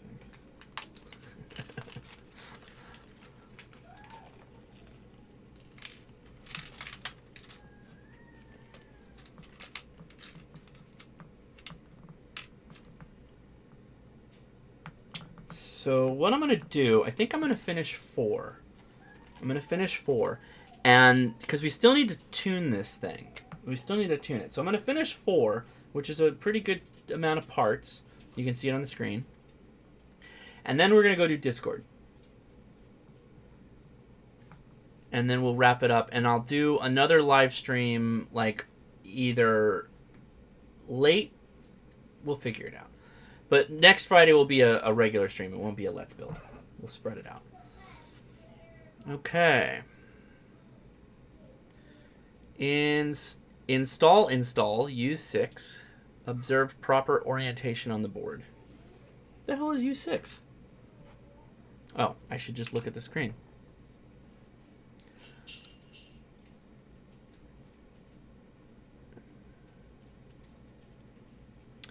U3? Yeah. What is U6? All solid-state devices are found in the NSA again below the kit. Install J3, J4. Okay, so that's easy. These guys are great because they've got prongs. They're pronged out, so they clip into place. Those connectors are really, really easy to install because they go right into the little hole, and they're pronged, so they stay there. I like knocking those out really easy.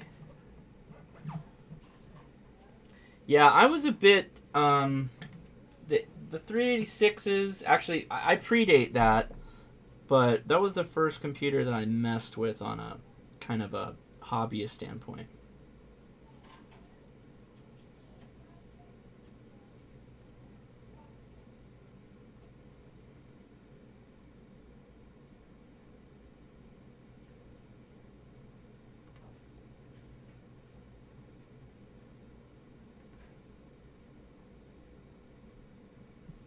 Easy. Okay, those guys are in. Perfectly spaced. I love those jacks that kind of stand proud, and they've got arms that kind of stick out. I love that. It makes it so easy. All right.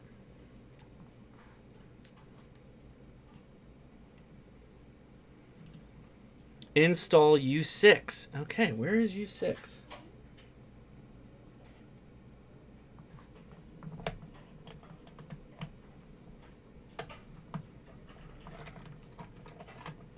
I'm going to cant this a bit.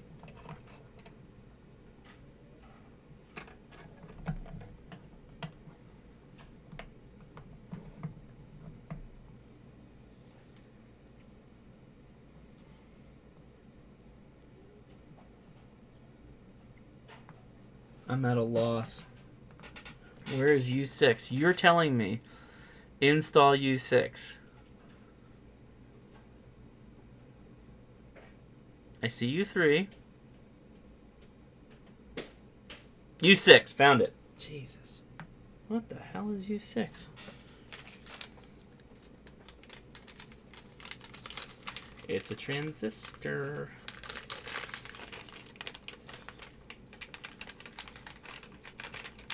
I know it's kind of fun. It sounds ridiculous now that I think about it, but I've actually been soldering for a really long time. So when Zach's like, yeah, you should totally get Ben to do it, I'm like, yeah, you're right, because I started pretty young.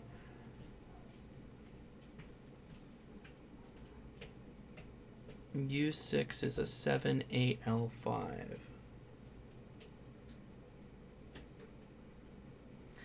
The writing is just so washed out with the background. 7.8 MOS. No. Observe proper orientation of the board. That's not it. Oh my god, that was a fail. I just dumped all the transistors onto my lap. Okay. I got them. We're good. Don't worry about it.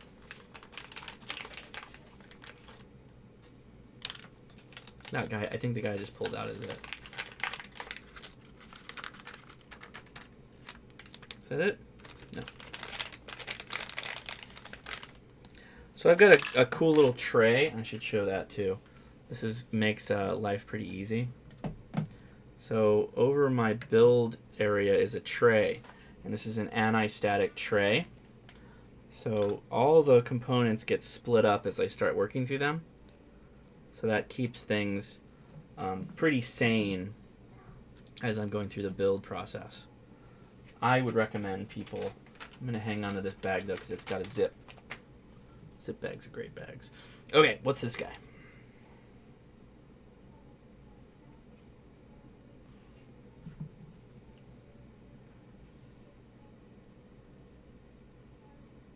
Yep.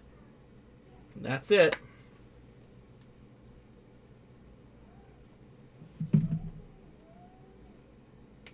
Okay, separate.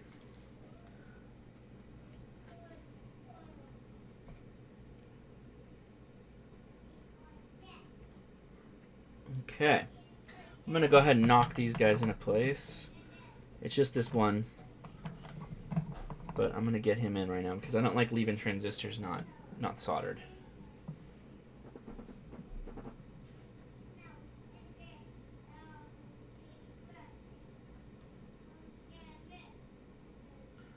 I find once cats learn of the thermal power of a soldering iron, they stop messing with your projects in your desk. We used to have indoor cats, and they stayed well clear of whatever I was working on. They, I think, realized it will like innately harm you. It's not me harming them. It's just like their being in that place. And so people commenting on my soldering, I mentioned it before, but I've soldered a whole lot. And so it's just something you kind of pick up over time. I don't do it enough though that I can remember resistor codes. So that's always fun.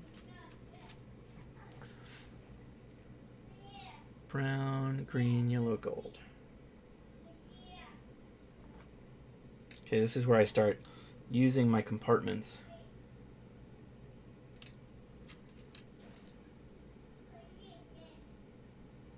Got it. And this guy goes to R4. Found it. Resistors are super easy to install once you know the color codes. It makes it go a lot faster.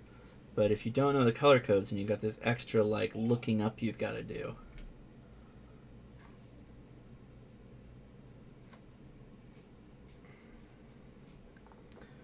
Everybody can feel good about soldering when they solder a resistor. Resistors are really friendly, really nice at like giving you, hey, what's up, Biker Bob?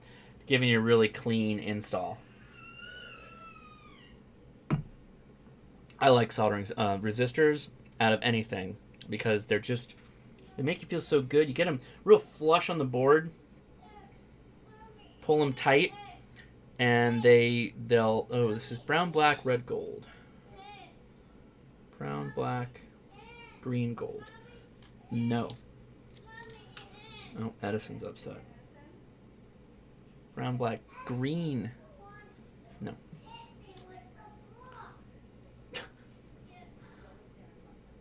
Brown, black, green. Brown, black, red, gold. There we go. R22.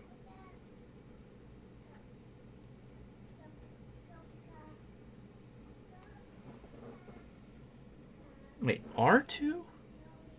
R4, R22. I see. R22.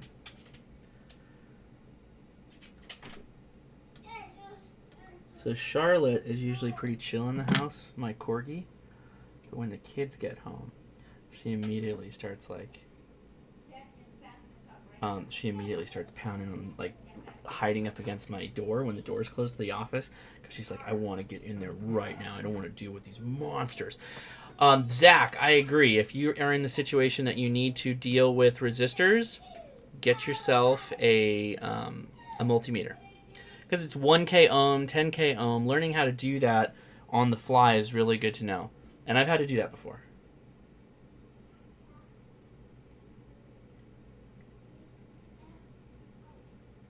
Oh, that's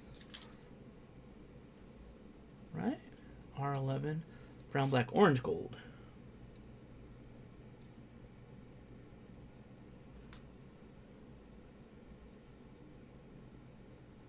Got it. There's not a lot of resistors in this kit. There's a bit more. That's a little bit more resistors, but those are different. Actually, it's about on par what I would expect for resistors.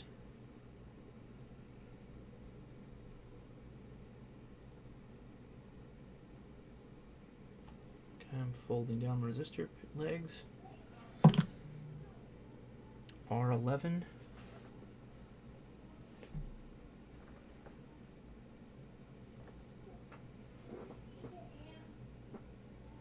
It's R12, R11 right there.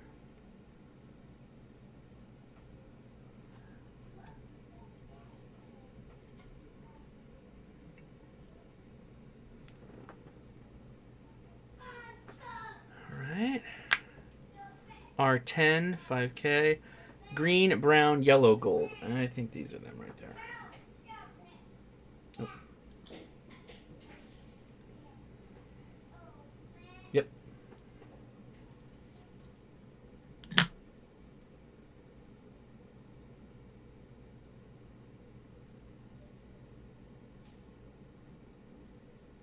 Why is Cycle Camp yelling at me? Yes, Cycle Camp, I agree. Yeah, that's a good point. I guess you could, in some cases, you can go faster if you had like multimeter setup with like prongs stuck to it. And you just take the resistor and go like, dink, what's that? Oh, that goes there. Dink, what's that? That goes there. Dink, what's that? That goes there. That's a good way of doing it.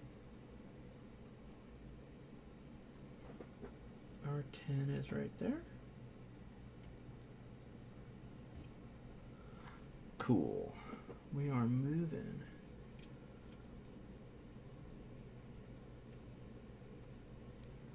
Okay. Install the 8-pin dip IC socket at U3. The dip IC socket. How many pins? Oh, 8 pin. Yeah, that's it exactly. Okay. That goes right there. So I guess if I know the legacy of this kit, any multimeter will do caps as long as it's in the voltage range. So the legacy of this kit is when they developed it, the instructions were kind of blasé, like it didn't give a lot of detail, or it just said like, just install this crap in these locations. It doesn't matter what order you go, you figure it out. And then I guess they did like a build, and they started taking recommendations from people. And that led to changes to their build instructions, which if that's at where they're at right now, is like their build instructions from those events, they did a really good job.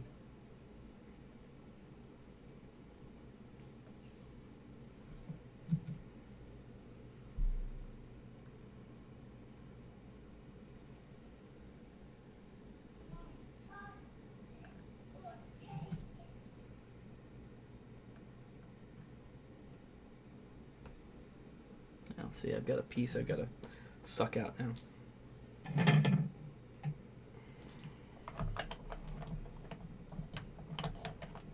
Let's knock all these parts out of the way.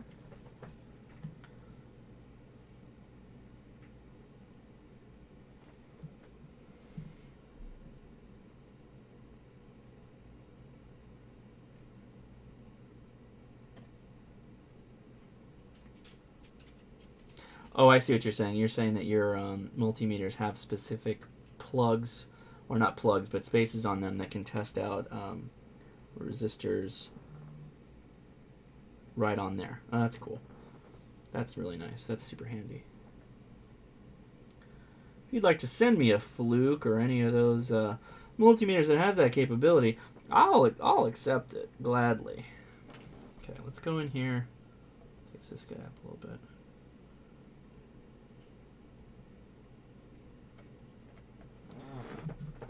I don't like that. I'm going to get my sucker. Ugh, I thought it... Whoop! Transistor almost got away.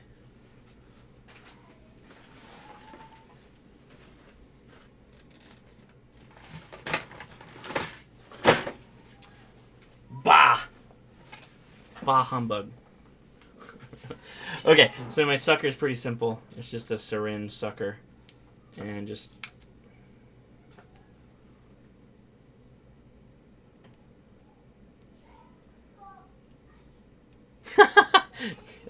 Yeah, right. My ICOM 7300 giveaway. Anyway, just push button, pulls it up. Pretty simple.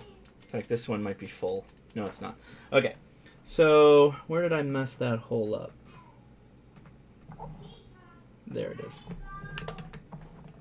So I may do this differently than other people, but what I generally do is I take my soldering iron, I prime this thing, and I put it in the area where I think the hole is, right there. Yep. And then I put the iron on this side, and hole's clear. That's all you do. Oh, you couldn't see any of that. Basically, if the plug, so I take the board in the middle, and I put the plunger on one side, and I put the iron on the other side, heat it up, push the button, it sucks the solder out. That's all I do. That's my big secret.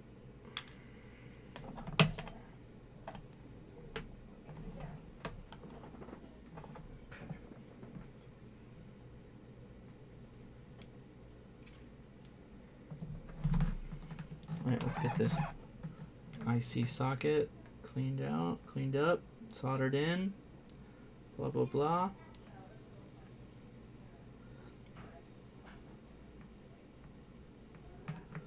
Woo, buddy. That's... Oh, I just did it again.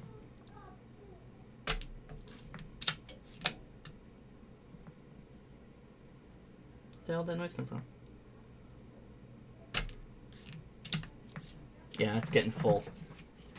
So sometimes you have to take this apart unless you can get in there and clean it out.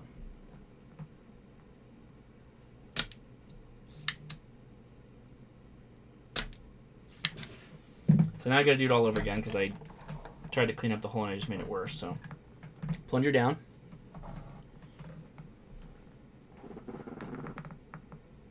Put it where you think it goes.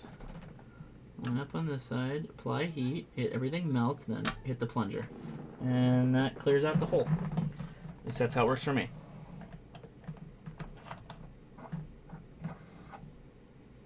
Yeah, I don't have a fume extractor right now. I had a much more ventilated area that I soldered in, and I used to have a fan on my workspace. But since moving to the live stream office, I haven't set up a fume extractor yet.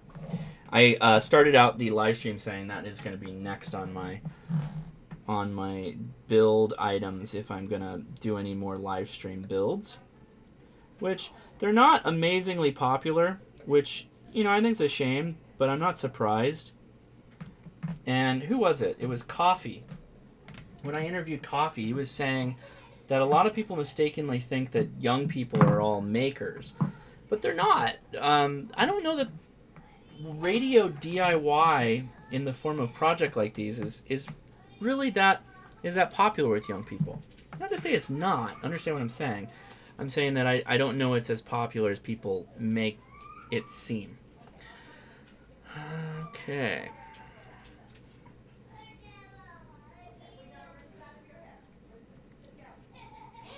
Uh-oh. Edison's having a hard time. So we're installing the IC. Oh, these ones aren't in order. Apparently, Edison got shampoo in his hair.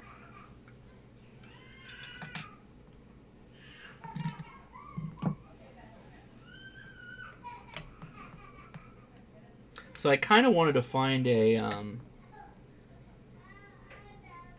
K or an X1, I think it was called, by Elecraft.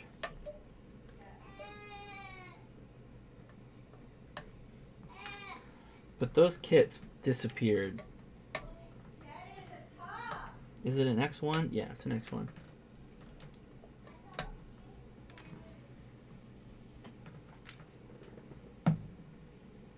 Okay. Alright, let's install this IC.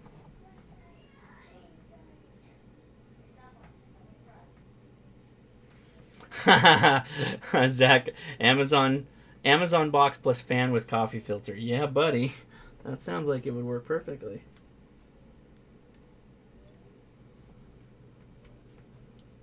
Okay, IC's in place. All right. So what else we got in this one? Install capacitor C27. Where's this C27? No.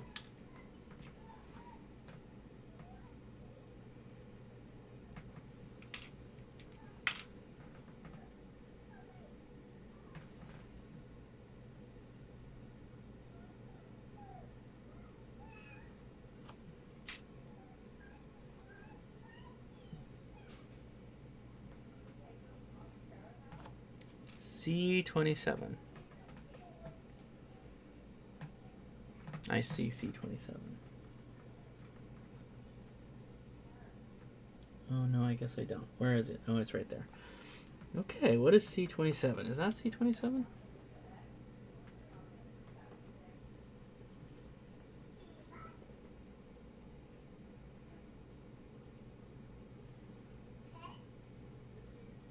Nope.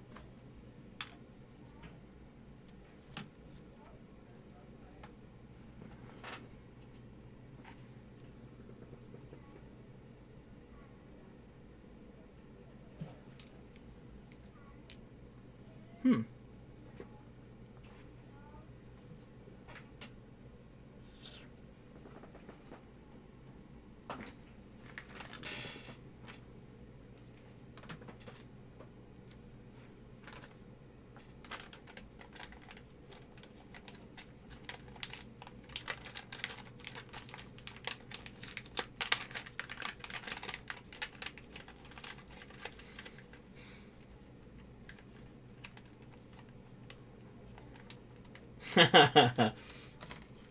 Do you want to melt some metal to some other metal? How to get kids interested in soldering? They'll be like, yes, I do. How did you know?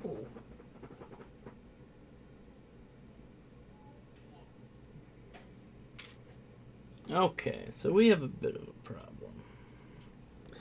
So this is a 0.002 microfarad. Right, C27.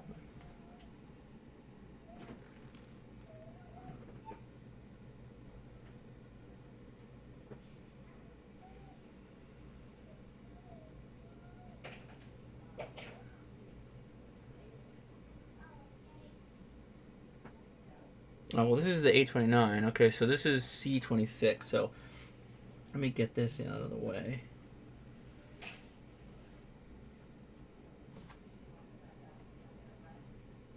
Okay, get that out of the way.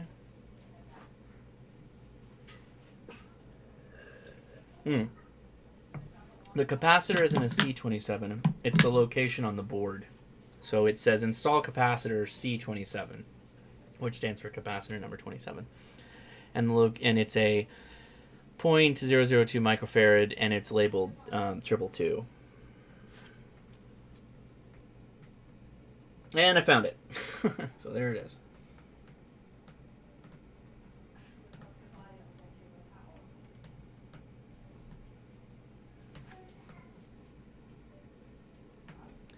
Okay, 222821. Brown, black, green, gold. Okay, found them both.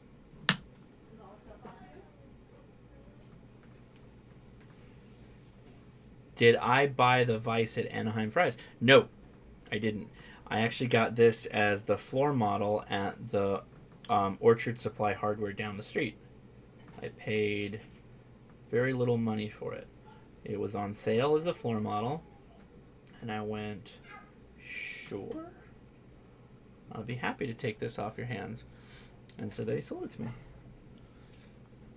R7 and R12. Well, here's R12, so let's throw him in there.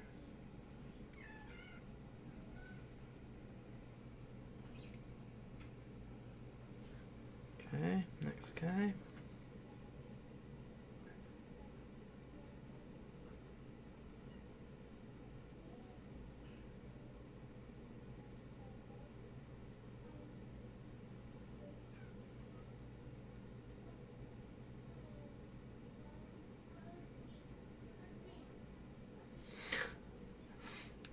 Okay, where R7? There's R7.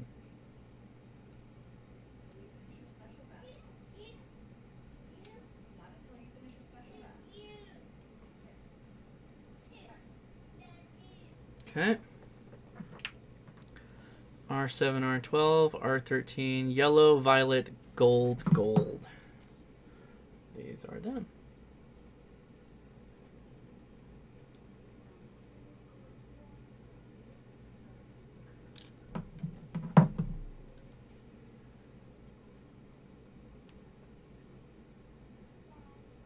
This is like microfarad, right? This guy?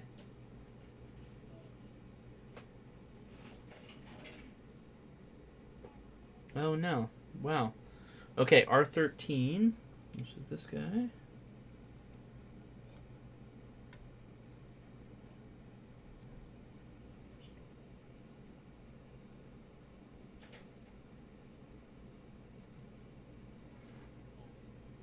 Okay.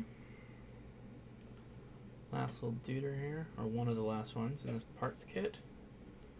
How many people? 42 people watching still. Thank you guys for watching. If you're new and you haven't started watching it, give me a thumbs up. I know this is a Let's Build, so it may not be the most interesting thing ever, but if you're enjoying it, give me a thumbs up. I'd appreciate that. Okay, R13 and R23. And R23 is right there.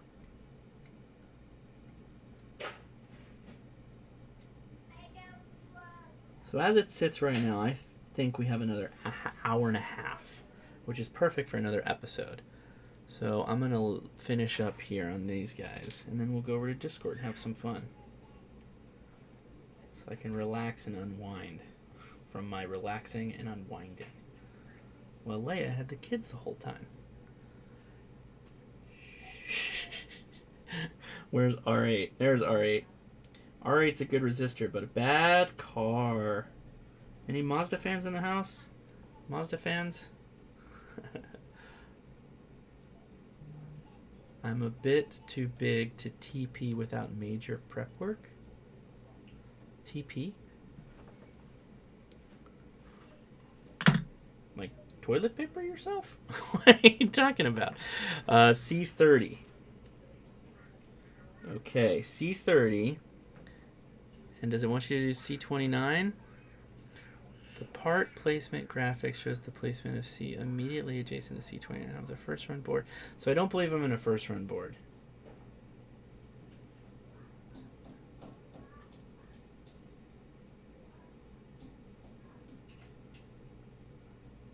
Oh, wow. Zach, that's what that showed you? The generals had 25 to 35 people? That's totally different than what I see on my my analytics.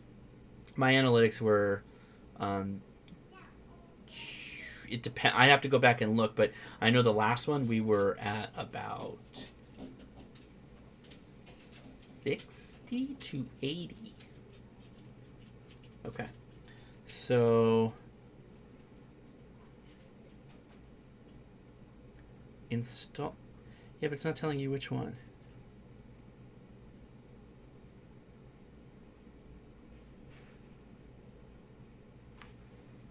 I think they're both the same, so that's why it's just treating them like that. Alright, positive to positive.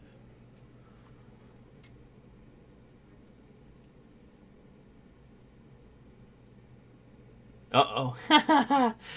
Uh-oh, I called. I drive an MX. Well, yeah, an MX-5, that's different than a...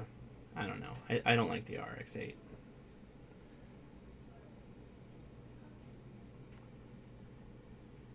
I said R8, but I was thinking RX8. I know that could be confusing for you Audi fans. Like, hey, what do you say about Audi? What do you say about Audi then? C54. This says 104. Oh, or 103. This is it. At C54. Okay. Yeah, so that did go very easily. They've tuned this. This is a really recommend. I can really recommend it. So far, this is great. So this kit was about $80, and I think it's worth every penny right now.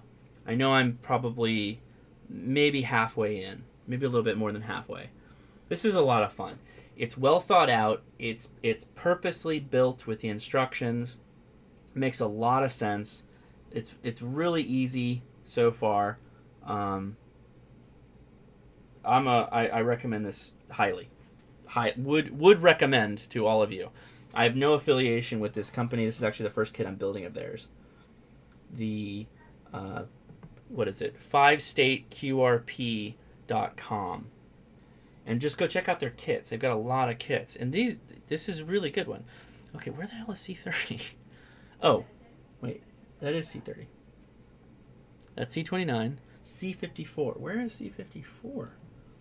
Okay, now I've got to look at that.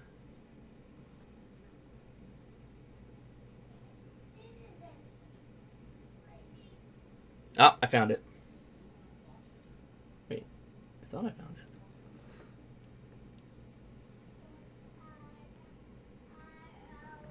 There's no...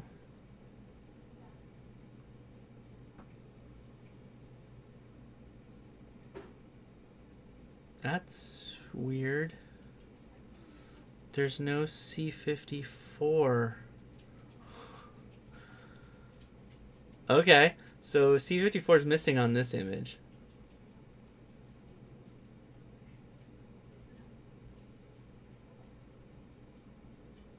That's a weird... Okay, well, I'm going to put this guy down.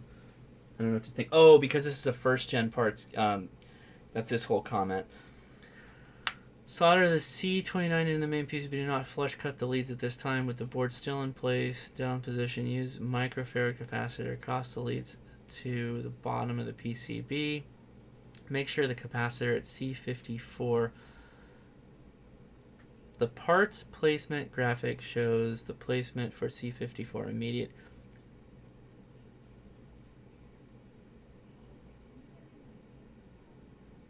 What?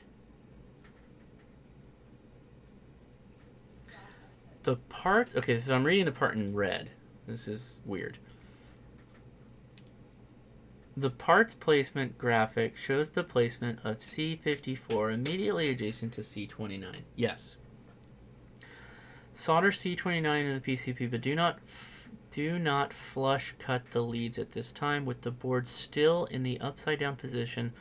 Solder the microfarad capacitor across the lead C29 at the bottom to the main P. Solder the 0.1 microfarad capacitor across the leads of C29 and make sure the capacitor lies flat across the board.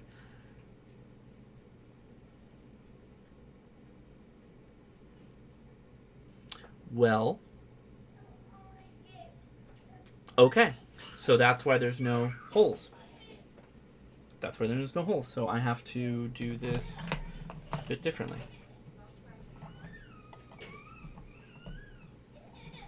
C29.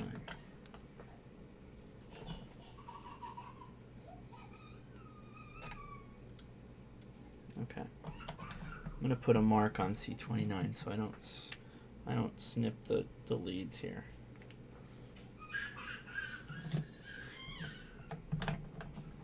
Okay, let's... Oh.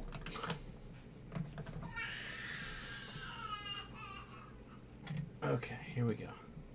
Edison is unhappy, baby. We are going a little long here today.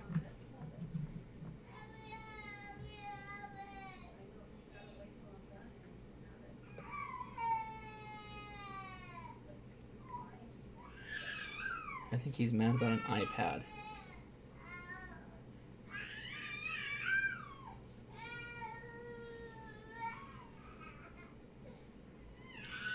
Those are what mad babies sound like about iPads.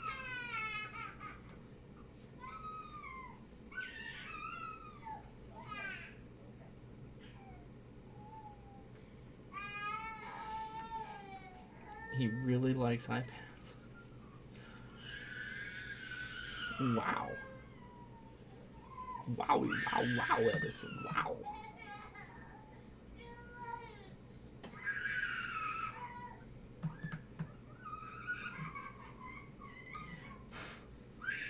Okay, so now we'll solder this big guy.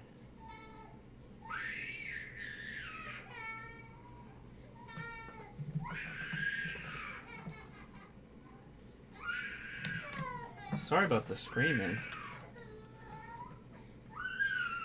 This is a bit late for a stream on a school night though, so I understand. We're wrapping it up anyway here. I gotta get this capacitor on the... Now that I've read it and understand the instructions, I don't want to screw this up and not do this part correctly.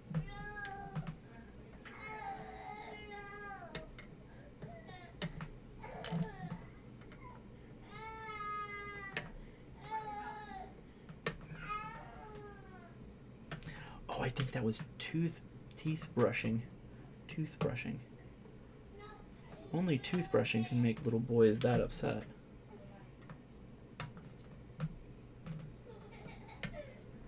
Okay, so now we've got these two leads here. And so what it's saying you're supposed to do is you're supposed to take this capacitor and solder them flat to the board against the two different leads. So I'm going to do that right now.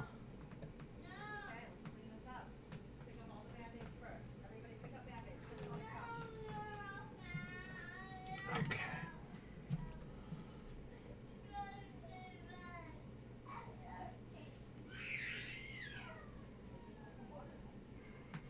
Okay. Easy peasy. So now I just clip, clip, clip, clip. Okay. Okay, so that was group 4. All right, we are 4 out of the 5 bags done on the Mountain Topper 20-meter kit. So far, I am greatly impressed by the stuff that the 4-state QRP guys are putting out. I guess they're not just guys, but the 4-state QRP.com is putting out. So 4sqrp.com is the website.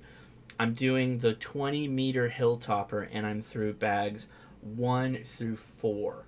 That's awesome. There's a really, really cool kit. It's about $80, and I'd say if you were thinking about it in terms of commercially available radios, this is 1/3, one band of a Mountain Topper 3-band kit sold by L&R Precision. And those radios run you $250, I believe, all the way up to $500. And the $250 one gets you 3 bands, which I think is 20, 30, 40. And then they just start adding more bands up until you get 5. I have thought about purchasing one of those radios, but now that I have this, and 20 meters is all you really need for QRP, for SOTA, for CW, I'm probably happy with this. So I'm going to wrap it up here. Going to head over to Discord for a little bit, let you guys talk. And this is a little bit late, so I apologize for that. And yeah, everybody have a good weekend. I'm going to wrap this up on a day before next Friday. So next week you'll get 2 streams because I want to get this working. And I also want to do a regular stream. So cool. All right, guys. Thanks a lot for watching, all the 40 or so people that still are left hanging out. That's awesome. Appreciate all of that. Okay. See you over in the Discord. Also subscribe. Check out all the other cool stuff in the description. Thanks a lot. See ya.